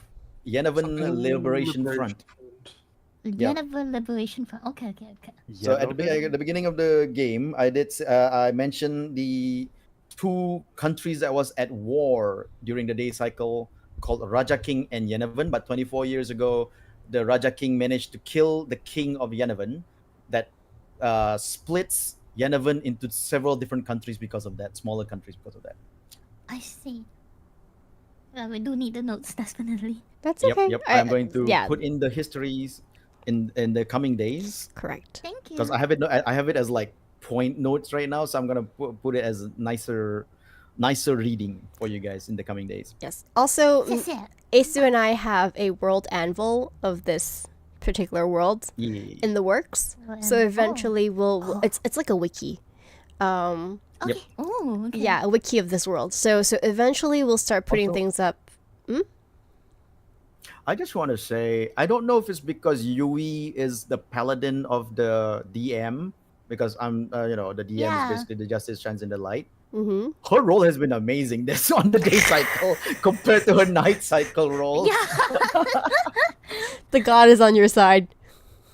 literally. My roles are like, wow, I have no bonuses, but like, holy shit. Wow. Yeah, it's really cool that they ended up solving the protection issue on their end. Yep. If not, all of you will be on your knees right now. Oh my god. So good job. Yay! Let's Copy of go. the new go. splash art. Yeah. Yeah, I it saw the looked new good. splash art. Cool. Mm-hmm. Could I get a Thank copy you, of that? Isu. Of the art? Oh, yeah. I'll Yeah, put yeah. in this. I'll put in the Discord. Yeah. Yeah. Cheers. Yippee! I have clips. Particularly of a Yeah. scene of someone's nose going into work. The smell. I didn't expect that, so I had to really Spooky work that in. Out of curiosity, because you gave him like the location of like the protection item things, Mhm. how high of a roll did he need to get for that? Like, 16. okay. 16 and above. But he got a nat 20. He was going to see every one of them. Oh yeah, of course. Gonna smell them out. You don't even see he smelled it all. Like, what the heck? Yeah. I want to know, is the princess stinky? What was the motivation for sniffing her? What was my intent? I just Yeah. wanted to come up with some reason for Keiju not to like the princess to begin with. Oh my god. She stinks like flowers and things that are not edible. That was edible. Not for a lizard. You ate corpses. That's true. Corpses aren't plants. Plants are poisonous. We don't eat plants. We don't need plants. Shrooms are poisonous. You don't eat shrooms. Plants are the things that what I eat eats. Oh, by the way, just so everyone knows, the designs for the day cycle is also done by Argama Witch. Yes.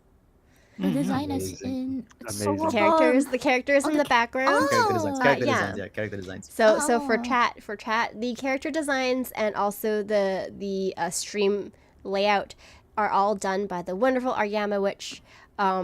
She's in on this, by the Who way. knows about the cycle? Yeah, who knows about the 2 cycles? Bless Argama Witch. She's Bless. yeah.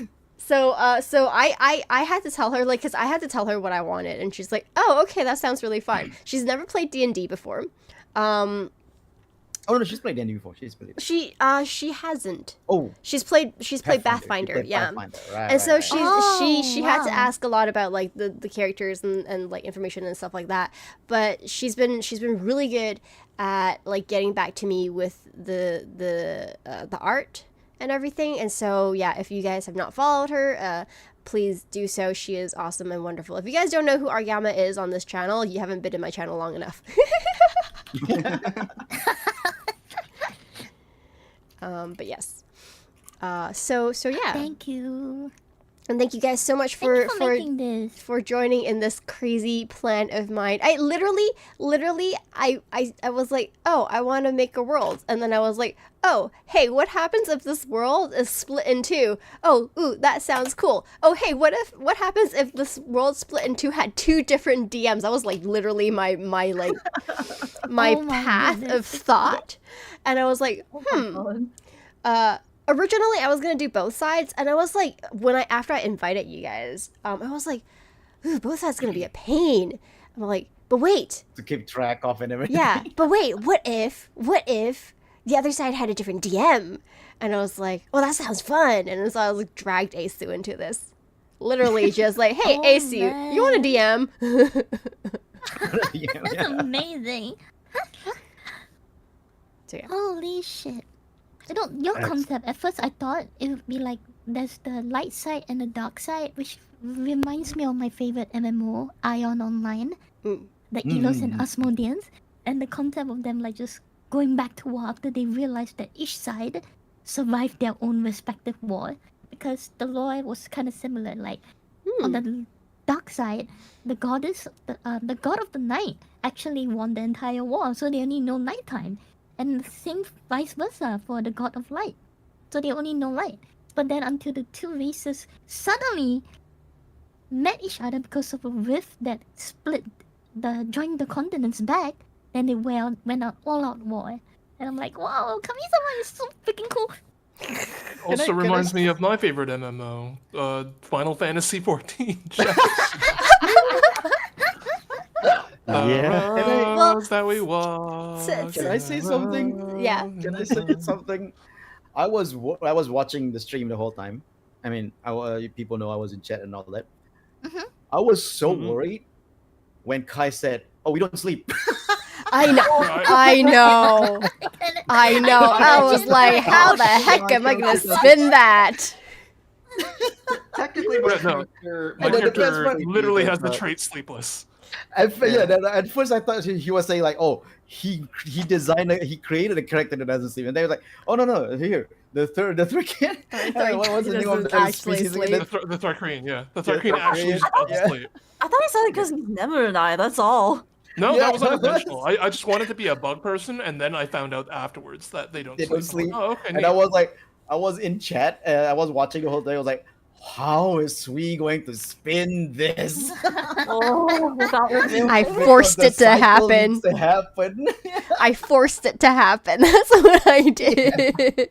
So maybe Ryder's gonna be the first to find out something's wrong. Maybe, you never Who know. knows? You don't Maybe. know. We shall see. You shall have to Yep, play yep. to find out. Find out in the next episode of. Kyklos. I'm supposed to finish my Kyklos. sentence. Yes. Kyklos. By and by. You had to think about that, didn't you? Yes, I had to pause for a moment. Yeah, so Kyklos is actually Greek for cycle. I'm pretty sure you guys figured that out. Circle or cycle. And Asa was the one that came up with the name because I was like not sure what to name Trying to this figure out, yeah. campaign.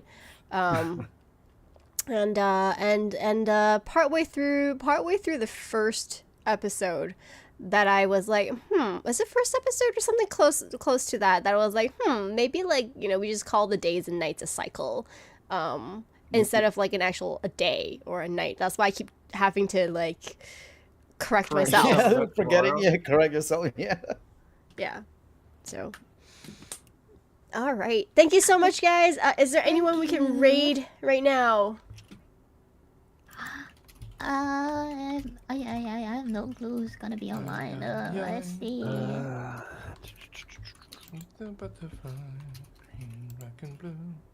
Are we looking I got for no one. particular people? So, Yeah, Haruka I Karibu do. is online. Oh wow. Yeah, I haven't seen her in a while for some reason. Oh, June She's is been on also. hiatus for Yeah. quite a while. Yeah, June is also online. Do we want to raid Haruka? Sure. Sure. Okay. Your stream, so up to you. Yeah, I mean, we can raid Haruka or we can raid June. Either one works. Which one do you guys want to go for? I'll go for whatever you choose. Okay. Coin flip? Yay! I say we can read June, because June like Okay, sure. definitely, yeah, June. So we can raid And with June. that, I do need to eat out. I'm just passing the buck. You guys. Yeah.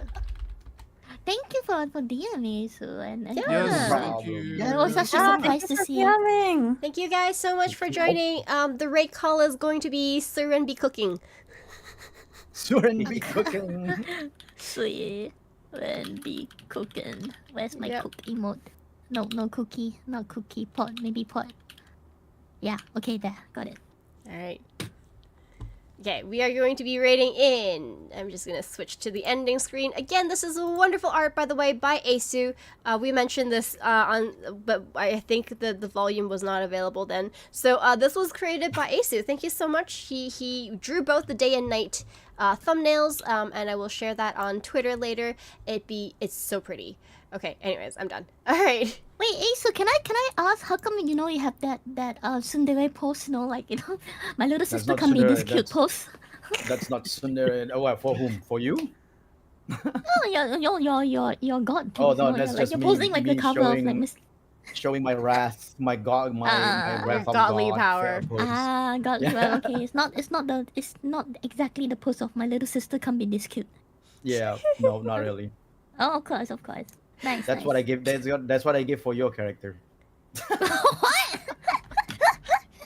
See, everyone's looking one side, but Sarah Kill's looking the other side. What am I cat? Oh yeah, that's true. All right, we're gone in 3, 2, 1, bye.